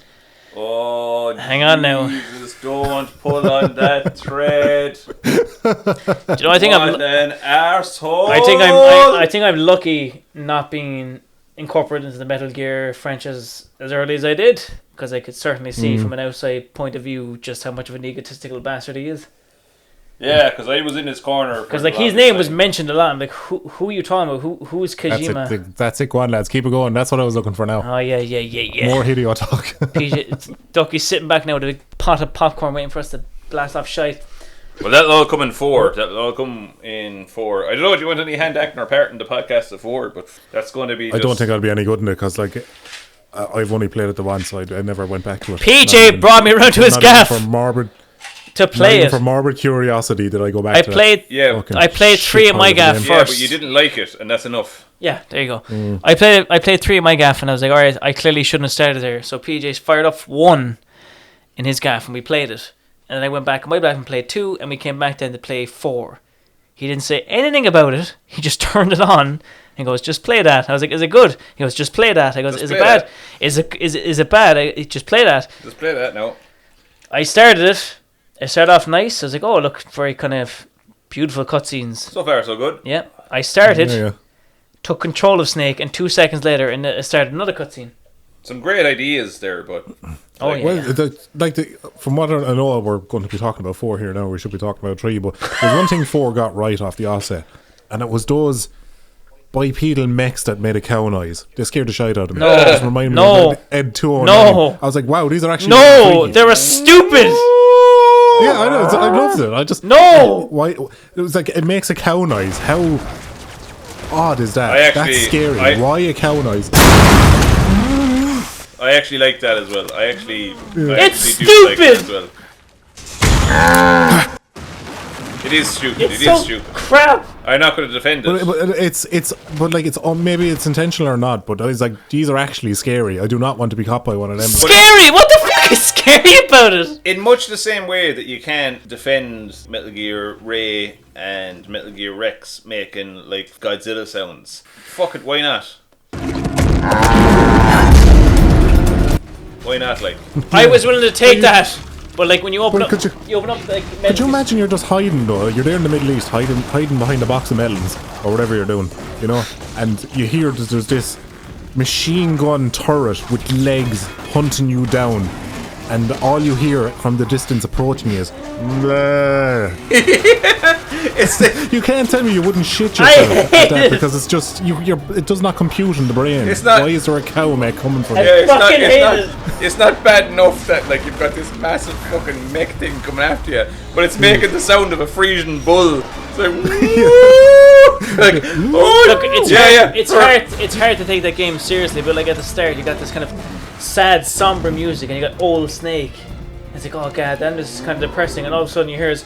Yeah, but I think I was like, think what the hell is any, that? For any rural Irish person, like Okay, the only I'll give animal, you that. the only animal that you live in fear of your entire life is a Frisian bull, and now this motherfucking sci-fi mech robot thing is making that sound at you. You're like, oh shit! Yeah.